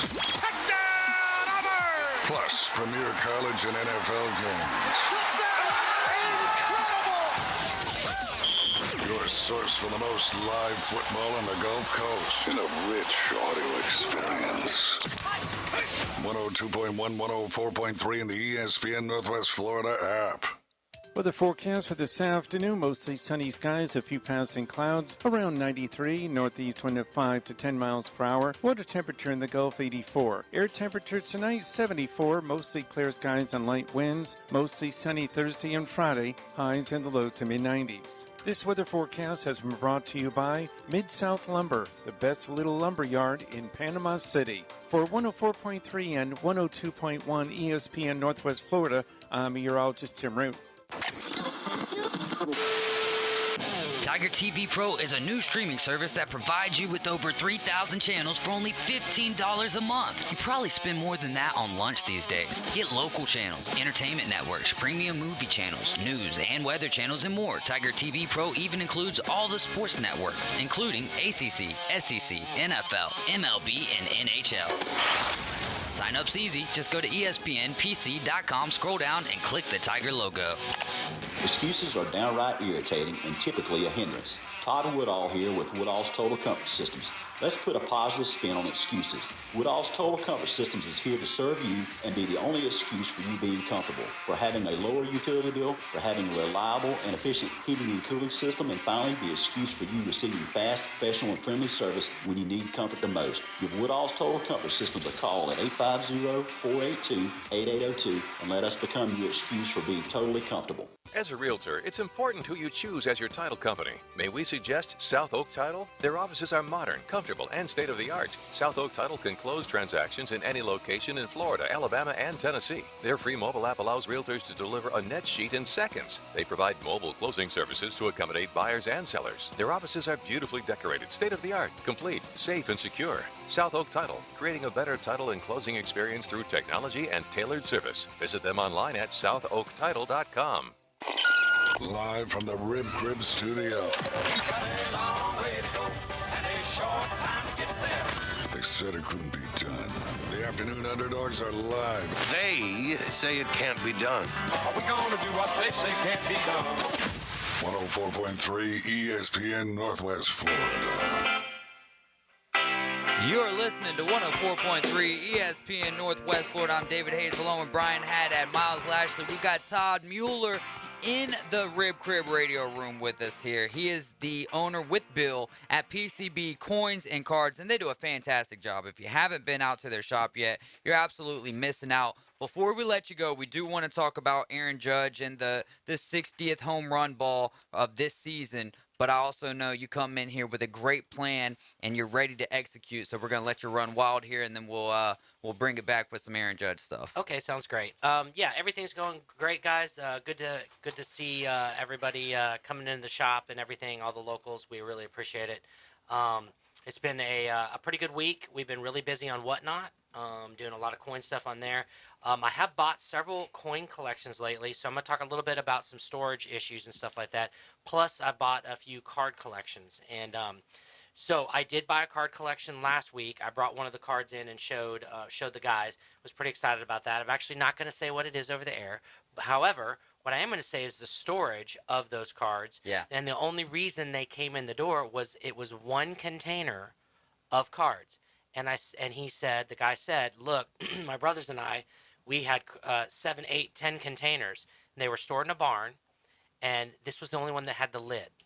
Mm-hmm. So that told me something. They literally ruined 8 containers full of cards. And when I say they could have ruined, they ruined tons of Mickey Mantle, Hank Aaron, all the big names. Because I know they had them from seeing what they had in the one container I was able to buy. And that was a sad state of affairs. I also had a customer come in today who they ended up with a bunch of their mother's cards. They didn't bring them all in, but every single holder was dark brown, and half of them had mold on them. Again, I said, where'd you guys store these? And they said, well, Mom's house, but it was inside, but it just tells me a lot. And then I bought a coin collection last week, several weeks ago, but two to three times I went there. And some of the stuff also, again, had mold on it, and some of the containers from the U.S. Mint were stuck together and were ripping apart when you open them. Okay, so I've given you 3 examples right there of storage issues. So you're probably saying, well, what are we talking about? We're talking about storage issues today because you need to take care of your assets. The only way you're going to get full value for them, or as close to full value as them, especially when you come through the door with me, is they have to present well. If they don't present well, exactly like the coins, specifically in U.S. Mint packaging, which is mostly newer stuff in the last 20, 30 years, if you hand me a box and it's all corroded, crusty, and it's been in the humidity too long, and the coins are all toned up, but they don't look pretty, I'm not going to give you as much money because, see, I have to sell that to a customer. If I turn around and try to sell that to a customer, they're going to say, this looks terrible. And so you're not doing right by your assets if your storage has issues. So do not store your items in barns. Do not store your items in unair-conditioned places. And if you have to put it in a safe that's unair-conditioned, you should always use dehumidifying packets. And you need to change those often. So I want everybody to be clear that it does matter how you store your stuff. If you don't store it correctly, you're not going to get as much money. And I don't want to hear it when you come through the door and you're like, yeah, but this is a Michael Jordan. Yeah, but it's 99 cents because you stored it in a box in an unair-conditioned storage unit, and now it's got green all over it. I can't help you. I can't help you. And in fact, I don't even want to buy it because I'm not in the business of cleaning cards. Yeah. I mean, Now, that's is there a business out there like that where you can like with coins? There's a conservation services through NGC. That's NGC. NGC is a coin grading company that they have a conservation service. I believe they call it NCS, and you can send your coin and get it conserved. So they do that for like shipwreck coins and things like that for obvious reasons. That's been in salt water, right? And so they'll conserve it, make it stop eating the coin away, things like that. But you can get your coins kind of cleaned up, but they will not straight grade them. So what that means is you will not get AU 58, let's say, on a coin. You'll get AU details, but it'll be conserved, and the coin will no longer get ruined from further problems or issues. So it's a kind of a neat service. Sometimes it is worth it, especially on a rare coin, to send off to NCS, again, by NGC. That's kind of my thing for today, and the reason why is because lately I've been seeing a lot of storage issues. And of course, I understand. I wasn't here during the hurricane, and so I get it. Hurricane Michael came through, and I feel really bad for everybody. And there's probably no way to save some of the stuff you had, no matter how you had it stored. But in the end, after that, you should definitely have learned that there is reasons why you store things certain ways. And again, you will get the most money for your item if you bring it into me if it looks good. It's got to look good. It's not just about the coin or not just about the card. It's the packaging has to look good too. Yeah.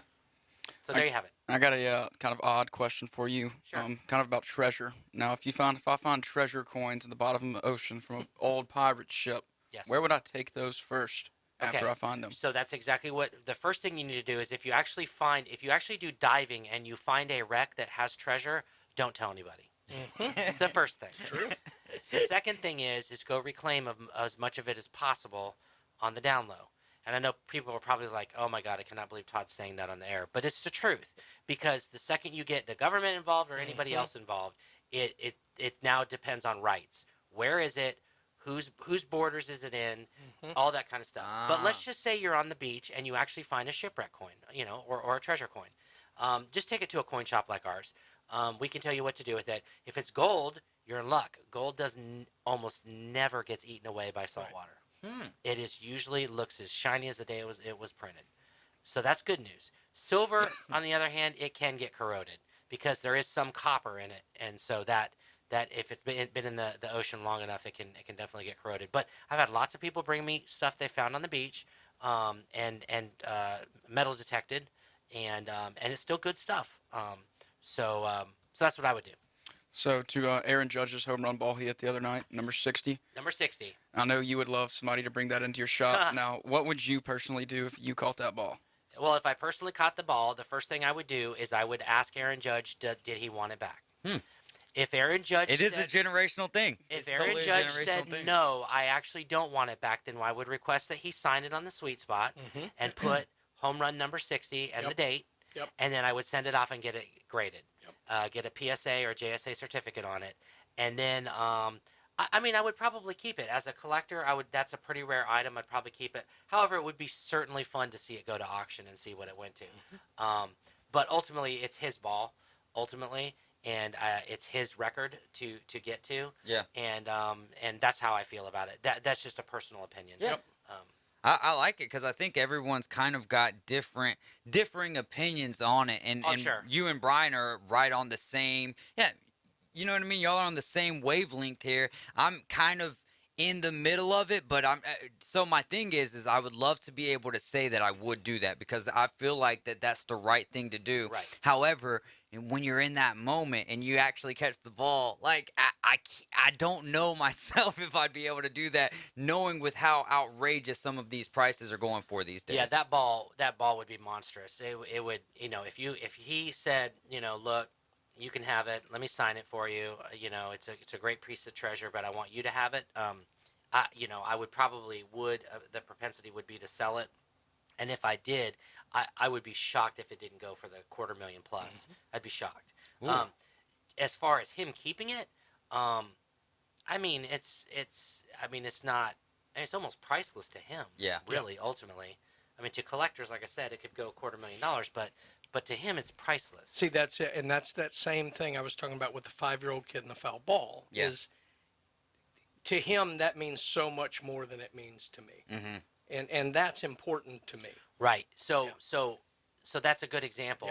I actually did not see it. I'll be fair. I did not actually see the home run, nor did I see who caught it. But let's say it was a 5-year-old kid. It would be more priceless to me if I was Aaron Judge to That's talk true. with the kid, shake the kid's hand him a ball, autograph the ball to him, and say, "This is just another ball that I hit. You don't need this ball. What's more important to you is that you got to meet me and that you are so happy that I'm here and that I'm playing baseball and that you were able to catch the 60s ball, and you will always be." And Aaron Judge would be right in doing that, and he'd be right in autographing the ball to the kid and saying, "You caught my 60th home run." I mean, that would be a priceless ball to a kid. Yeah, you see what I'm saying? 100%. Right, and so it doesn't really have to be that ball. Now, the ultimate would be get the pitcher to sign the ball too. Oh, If you wow, got because the that's pitcher, a one-on-one at it's a that point. one-on-one. Good luck. Pitcher to sign the ball. Yeah, I know. Because the pitcher knows that's another $100,000 right on Correct. top. Oh, yeah. Because now you have the ball that got hit and for the 60th home run, and the pitcher who gave it up, and the hitter who hit it. Not only would be at least another $100,000. Pitchers do not like admitting they gave up. They gave up a a home run. ever. Right. What if you? What would bring more value to that if you got both the managers to sign the ball, or what if you had the umpire? I know that doesn't. The only other thing you need is the bat. Yeah. Oh, now, what would you rather have there, the bat or the ball? Oh, that's a real tough one. I'd probably rather have the ball. However, the set would be fantastic. But see, if I was Aaron Judge, I'd keep that. I mean, I'd keep that. And the right person catching the ball, giving it back to him is the right thing to do, honestly. I mean, it's his piece of history, really. And Let's that's what call it happened. it is. And it was great. And it was a young kid, too. Exactly. So what did the kid give the ball back? Yeah. That was the right thing to do. He's pretty much just said, Aaron Judge has done enough for this organization. I just want to give back to him. Right. Yeah, no doubt. And what Aaron Judge should do is just say, "Look, you got season tickets for the next year. I'll pay for it. It's no big deal. I mean, this is priceless to me, and you deserve something good for doing the right thing." Yeah, and that's what every parent should teach their kid anyway. I remember, real quick story. I remember I was in a Home Depot or a Lowe's, and my two kids were with me, and I don't know, something that the lady gave us back 10 cents, and she wasn't supposed to or something, and I said, "Hold on, let's go back and give her the 10 cents back." And I told them, "Look," I looked them in the eyes and I said, "The best thing you can do in life is always do the right thing. And the right thing is that's not our 10 cents, that's their 10 cents. So give it back." Yep. Look, if you come into my shop, I'm going to try to get the best deal on you I can. There's nothing wrong with that, because I got lights and I got mouths to feed too. But the fact of the matter is, you do have to do right by people. Yeah. You do have to do the right thing. So that doesn't mean give up the house when somebody walks in to sell you something. What that means is just treat everybody right and do the right thing. Well, that's it. Yeah. You can tell them, "Look, here's what this is, but here's what I'm willing to give you." Right. What you're talking about like is it or not. telling someone what it is and pulling the wool over their eyes. That's totally different. Again, so that's one of those things where you have to understand that in life, and sometimes you get lucky, and I've gotten lucky before. I've looked through collections, and look, I'm not going to sit there and look through 100,000 cards. I'm going to breeze through it. I'm going to take the highlights, and I'm going to say, "Okay, look, you got a bunch of junk here. You got a couple $100 worth of cards. If you want to sell it, cool. I'm in at 100, 125, and some people sell it. And then later down the road, I look and I find a $100 card in it. Yeah. Well, good for me. It's the luck of the draw there, because again, I'm not sitting there for hours and hours and hours and hours and hours. If you want to do that and do all your research and figure all your stuff, time's money. So, but I didn't do anything wrong. Yeah. So again. Well, because you got to do the right thing, and so the parents absolutely should have urged the kid to do that, and it sounds like they did, and it sounds like the kid did the right thing. And he was what did you say? He was 20 years old. 20 years old with a bunch of his friends there. Oh, that's fantastic. Yeah, well, that's anybody my age, myself. I would have ran out of the stadium, bunkered myself in my house, and been calling a lawyer and asking how much I can get for this. Yeah, no doubt. And then you would have paid more for the lawyer fees than you would have got from the daggone ball. Hey, Todd, thanks so much, man. Anything else you want to say to the people before you head out of here? No. I mean, just everything's good. Come see us. We have a lot of inventory in stock. Come check out your favorite NFL players, college players. We're getting knee deep in the season, and we're super excited. So come visit us.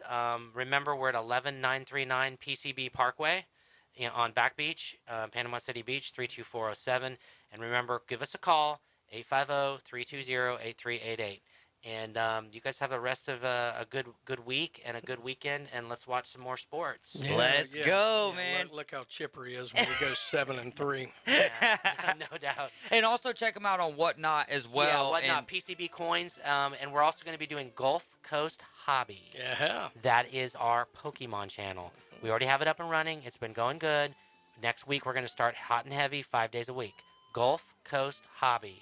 Let's go. And if you guys have any questions or anything about it, not only can you go check them out at PCB Coins and Cards and just talk to Todd face to face, but just send us questions and we'll talk to Todd about it next Wednesday at 5:15 in the PCB Coins and Cards segment. It's time for us to take a quick timeout. Then we're going to be talking about the Braves. Yeah, they lost today 3-2 to the Nationals, but good things are happening. They've clinched a playoff berth, and big things happening with Sam Peebles. We'll be back in a few.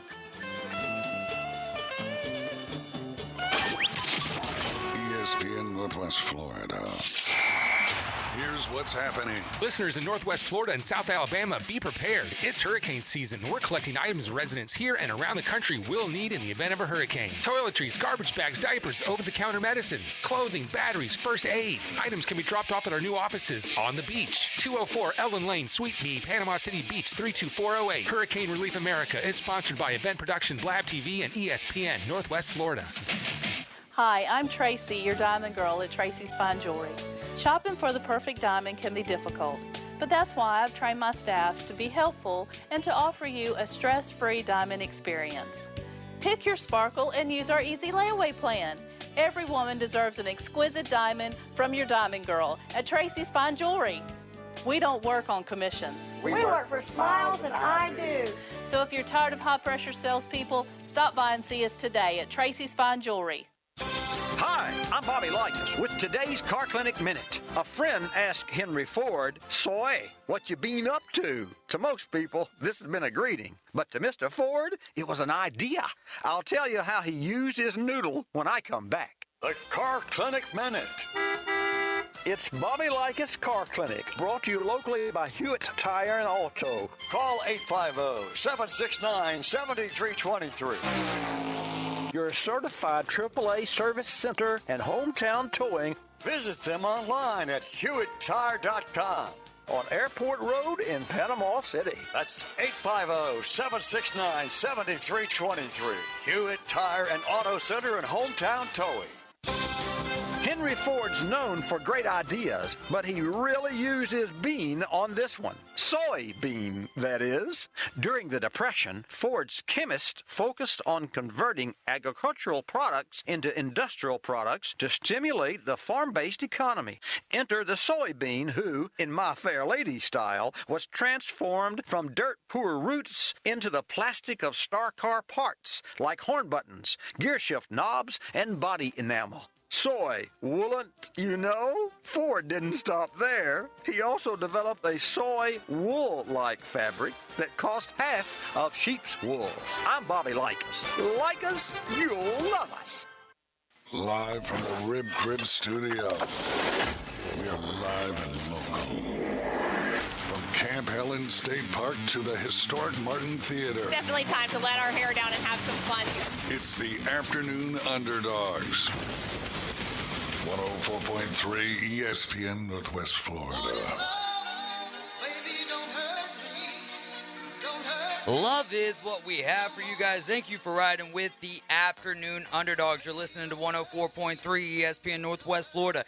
If you're up 231 north there around the Bay County, Jackson County line, we're on 102.1 in Mariana. Tell your friends, tell your families. Also, the Forgotten Coast, we haven't forgotten you. 101.9 in Port St. Joe. Now, bringing to the line. What a great segment that was with Todd on PCB Coins and Cards. Now, who's got some big news to share with us as well. Sam Peebles, host of the Braves Dugout podcast. Are you guys ready? Give me a few minutes here. He's also a contributor for Battery Power, an Atlanta Braves community. That's a newer one. I think he just got started on that September 16th.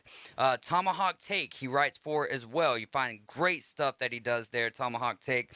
Fan-sided MLB for the Braves and Morning Shift Media on Twitter. Sam, what's going on, my man? Hey, how's it going, David? I'm doing not as great as you, but I'm doing fantastic, man. Really excited to have you here on the Battery Power with that Braves community and all that you got going, SB Nation. I mean, you from what I've read from you, one of the biggest outlets for the Braves in the world of entertainment, if you will. So how excited are you? What's your level of excitement for writing for Battery Power? I'm pretty excited. I've been a huge fan of their work ever since I discovered them years ago. When it comes down to breaking down players or analytics or statistics down to the granular level, they are groundbreaking as far as breaking everything down. And I'm a huge fan of their work, and they really are one of the biggest Braves blogs on the internet, and huge respect for all the writers over there. So it's truly an honor to be able to contribute to that site. Yeah, and you guys are doing a great job there. I mean, everyone knows SB Nation. They have a lot of stuff going on, and you're doing it for the Bravos. And they just got done clinching a playoff berth, and then, kind of fell a little flat today, losing 3-2 to the Nationals. But, your latest article, your first for Battery Power, you break down the second half slide that Matt Olson has been experiencing. You can read this article, listeners, by going to batterypower.com, and it's when you go to batterypower.com, it's the third article to the right. It's called Examining Matt Olson's Second Half Slide. Go check it out. I highly encourage you to do that. So, Sam, kind of break down this article for us and what's going on with Matt Olson here in the second half. Well, really what's happened for him is that he just really, areas that he really excelled at, he now is terrible at this year for whatever reason. In 2021, he excelled at not swinging and missing or chasing balls out low and inside. Like, he only swung at a pitch that was low and inside 5% of the time that it was thrown there. Or and right above that quadrant in his heat map, only 15% of the pitches that are thrown there. And now, this year he's swinging at low and inside 36% of the time. You're jumping from 5% of the time to 36% of the time, and in that quadrant he's batting 0. Like, his batting average is 0 if he swings in that area. And pitchers are starting to notice that. They've noticed that his weakness is swinging at pitches that are 0 to 6 inches below the strike zone. Last year total, they pitched him there 268 times. This year already, they've pitched to him there 304 times. Pitchers are figuring him out. The other issue is that he's really, really struggling against the slider. 2020, 2021, they only pitched a slider to him about 15% of the time. But this year, they figured out that he's really struggling against it.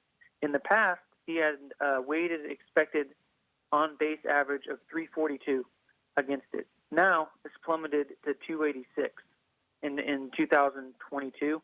I don't have time to go into expected on-base average, but just know that that's a massive drop, and pitchers have figured that out, and so they're exploiting it. They are pitching him the slider 20% of the time.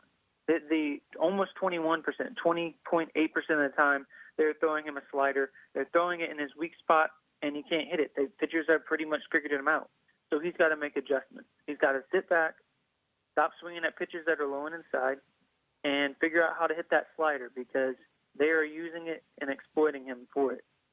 And this is the time of the year when we're, especially down this stretch right here, where they're going to be battling the Mets. I mean, not only do we have a 3-game set in Truist Park, very close to the end of the season, but when we're done with that series, they get the Nationals and we get the Marlins. So it's going to be of the utmost importance, if we want to win the National League East again, that Matt Olson is comfortable with the slider at that point, and also moving deeper into the playoffs, or just going into the playoffs in general, he's going to have to be sitting on that slider.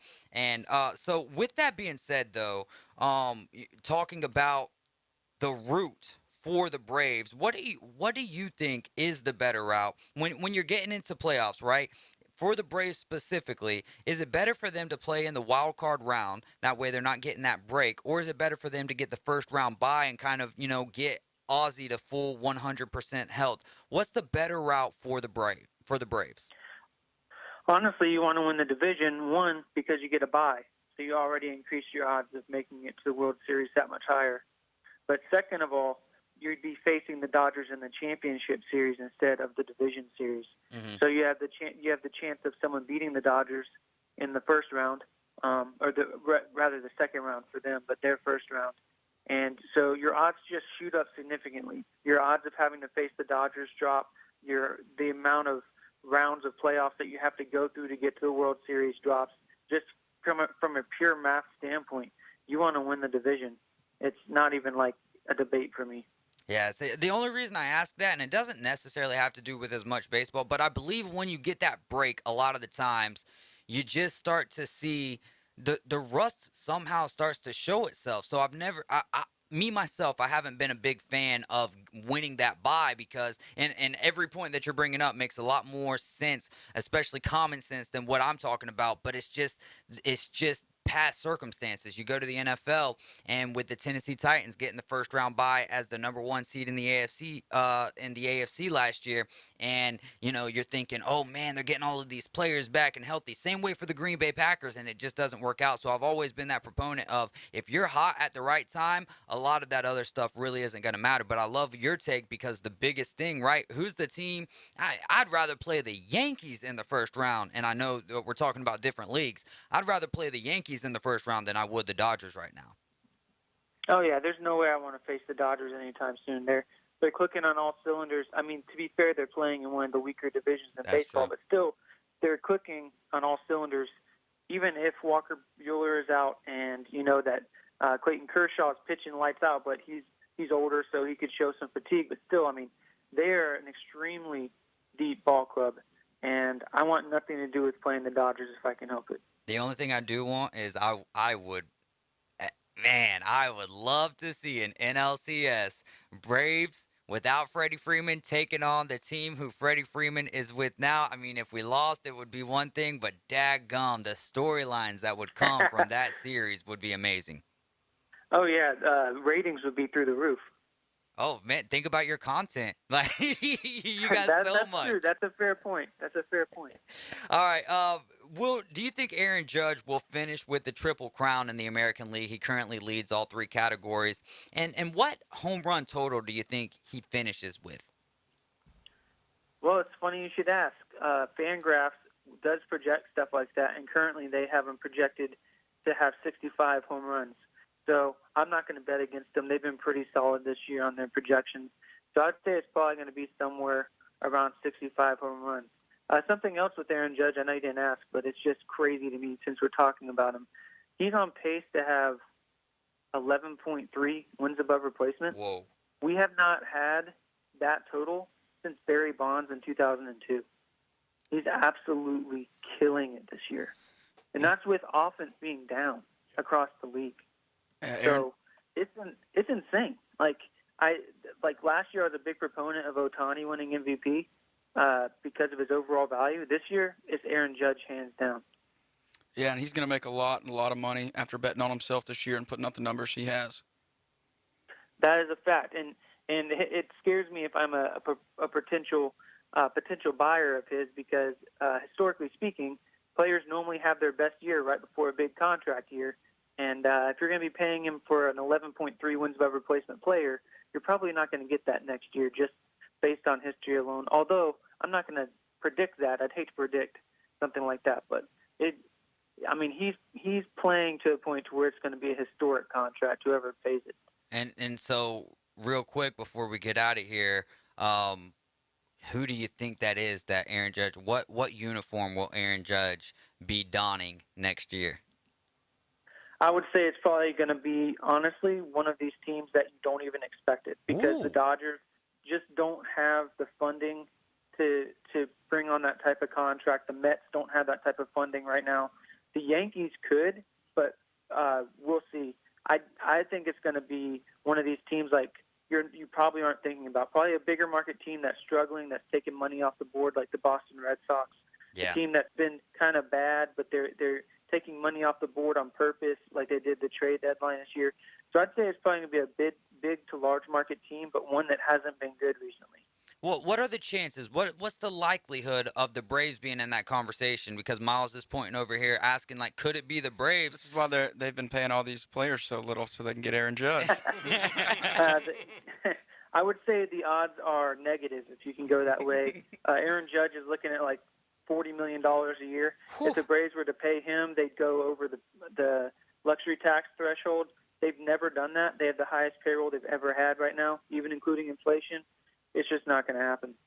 I meant to send you these questions over before we got going today, but I feel very confident in your ability to answer this next question. Most underrated team, most underrated team for the American League headed into the playoffs, and then the same question for the National League. Most underrated team for the American League, I'm going to go with the Guardians. They've been on fire lately, and it's a lot to do with their pitching. But their offense is coming alive at the right time as well. I know it's cliche to say, but we were just talking about getting hot at the right time. That's the Guardians. Yeah. Now the Guardians play in a weak division, but they are going to surprise some people. I think. I don't look for them to have a first round exit. And what then about on the National? Yeah, go ahead. The National League, I think the Phillies might surprise some people. They have, being a Brave. If you're in Braves country, you automatically think the Phillies are bad, or you want the Phillies to not be successful, and the Braves just swept the Phillies. Braves are clearly a better team than the Phillies, but in a playoff scenario, if you can get Zach Wheeler healthy, and you have a 1-2 punch of Zach Wheeler and Aaron Nola pitching, and then you have that offense behind you, I don't really care how bad the defense is. They could surprise some people. So I'm looking at the Phillies there. Sam, as always, man, a lot of fun having you on. So excited for you and all the ventures that you've been able to take since you started hosting and you created the Braves Dugout podcast, hosting it there as well. And then, man, you've just been taking off like a lightning strike, and it's a lot of fun. And I enjoy it because, if you don't have time to talk with us or whatever, then I just get to go over and read your content. And I do that anyways because you're a great writer, man, and it's a lot of great information. Y'all head on over to batterypower.com. Check out Sam's latest article there. Sam, thanks so much for today, my man. Absolutely. I appreciate it as always. And go Braves. Go Braves. We're going to take a quick time out here. When we get back, we'll get a local update here on swimming, go over some volleyball scores, and also find out who the latest team is to be in the World Baseball Classic. And one of the heroes might be from right around here.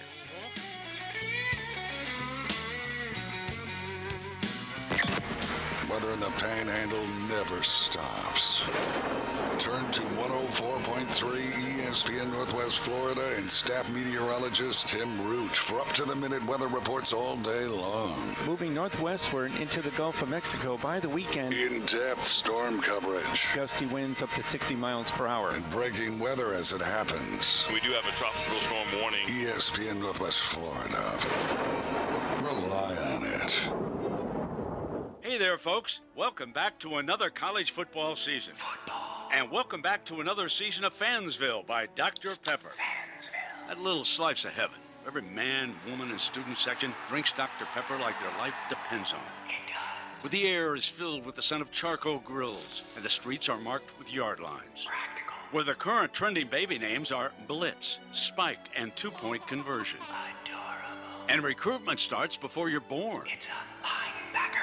Where NFT stands for Not Fun Tailgate, and DIY stands for Dr. Pepper is Yummy. It is. It's the place off-season fever dreams are made of, where the right to life, liberty, and barbecue is written in the town's constitution. Saucy. And the current forecast is sunny, with a 90% chance of the skies opening up and raining down delicious droplets of Dr. Pepper. Grab a bucket. Get ready for anything to happen this college football season on Fansville by Dr. Pepper. The one fans deserve. Grab some today. Get ready for the PCB Fishing Rodeo September 23rd through October 9th at Captain Anderson Marina. Join us for the kickoff party Saturday, September 24th with live music from 4 till 7 p.m. To be a part of this exciting event, you can register at Captain Anderson Marina or online at PCBFishingRodeo.com. The PCB Fishing Rodeo, September 23rd through October 9th. If you can't take the heat. If the Braves don't do something now, there won't be a playoff. Stay out of the kitchen.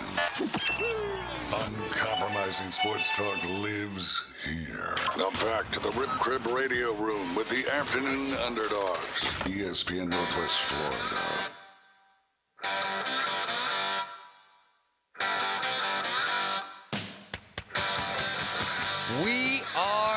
back here for the last segment of the day. You guys are riding with the Afternoon Underdogs. Let's get into the high school sports spotlight. Liberty County over Chipley in volleyball. There, Liberty County is the number 3 seed, and they sweep Chipley 3-0. Bluntstown beats Bay 3-0. Bozeman sweeps Freeport 3-0. Mosley over Niceville yesterday 3-1. And Port St. Joe takes down Weewa, who was the number 18 seed, 3-0.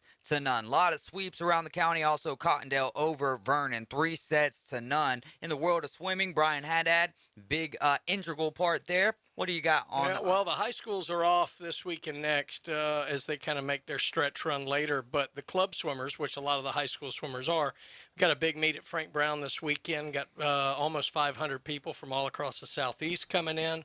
So a lot of the kids will be in action, and then the high schools will kind of get back at it around October 5th. I know the county meet is the 13th, and then we hit the state series. So it's kind of in that last little break before we go big time. And we're getting close to the World Baseball Classic, or closer to the World Baseball Classic. How about Mosley alum Jaden Rudd homering in the bottom of the 9th? The biggest moment of them all, homering there against Spain for the Queen to help send Great Britain to their nation's first World Baseball Classic. They were down 9-8 against the Spanish national team with 1 out, and Rudd nailed a solo shot home run to deep right field to tie the game, and Great Britain would eventually walk it off in the bottom of the 10th with a sac fly to left field, bringing in the game-winning run. That article is brought to you by mypanhandle.com and a good friend of mine, Sam Granville, doing the writing there. You know what's great about that? You know, European sports fans are notorious for being lunatics. Yeah. Right? Well, they probably think we're lunatics the way we cheer for our teams. But what they didn't do after Spain lost this game, nobody bit anyone's nose off. Elaborate, my friend. This story is so fun on so many levels. At the Arkansas game this weekend, which I'm sure hundreds of students wore fake neck braces to for Bobby Petrino's return. After the game, there was an incident in the parking garage. This can happen. If you've ever left a college football game, you know how that is. And a guy got out of his car and punched out the back windshield, got in a fight, and ended up in the fight kind of biting part of the other guy's nose off. Now, that's interesting story in and of itself. What makes it better is who it is. Is the biter. The Tyson in this incident. The ingester of the nose was the COO of Beyond Meat, the meatless food company. So I guess he just had enough of not having any meat and was hungry. He said, you know what, I'm so hungry for meat. Rather than having a cooked steak to a nice medium rare temperature, I'm going to go straight from being a meat eater, a carnivore, to being a cannibal and going after human flesh here. He didn't get so mad and run over and bite a tree. And then another thing on top of that, is that not one of the, I mean, maybe if you're biting in the Netherlands, that could be a little, is there not a nastier place on the human body that you could bite outside of a human nose? I can think of one, but yeah. Dude, that's what I'm saying. You know, you get into the private areas. And look, we're talking after a college football game in Fayetteville, Arkansas, for God's sakes. It's not even top dollar nose. Yeah. This isn't reconstructed Silicon Valley nose here. Oh, there might be a little taste of that.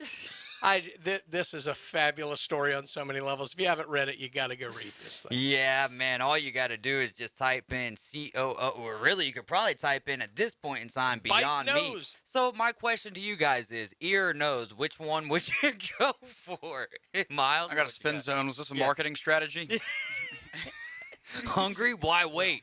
Got me talking about Beyond Meat, that's for sure. I don't even want to answer your question. That's horrendous. Oh, man. But to your point, Miles, that is, you know, if it is a marketing strategy, how, and I know that it's not, but I'm saying for that, for the sake of the argument, you're telling people to eat meat, essentially, with that marketing strategy. Sushi, human sushi at that point. I gotta stop. I have been extremely angry in my life. I am not sure I have ever reached the point of biting someone's nose off. If I don't know you, I mean, I remember wrestling with my brothers back in the day, and you'd get a little ticked off that you were pinned. And let me just say, for those of you old enough to appreciate this, Norm Macdonald put out a cult classic movie called Dirty Work. And if you've seen that movie, you'll have a real appreciation for biting noses off. So what you're saying is need to go me watch and Miles need to go watch Dirty Work. All right. Maybe we can find that on Netflix. If not, I'm sure that we could do a lot of Googling. Man, it's been a great time as always. Thanks so much, Brian Haddad. Absolutely. You do a fantastic job, and you do double duty here on Wednesdays. Yeah. And I the was paycheck. 3-7 in my pick. The paycheck is huge. All right, guys, we're out for today. Coach James Hale Show will be live tomorrow at 7 a.m. Y'all tune in every Wednesday to the Coach James Hale Show. Actually, every Monday through Friday. But my man Brian's here on the Coach James Hale Show. We'll be back tomorrow at 4. Have a great afternoon. Weather in Northwest Florida can change on a dime. Gale force winds bombarded with heavy rain. That's why 104.3 ESPN Northwest Florida has the most up-to-date forecast on the Gulf Coast. Hi, this is staff meteorologist Tim Root with over 40 years of experience. I know just how fast we can go from sun and fun to a serious situation. For the most accurate and detailed weather when it matters, rely on 104.3 ESPN Northwest Florida.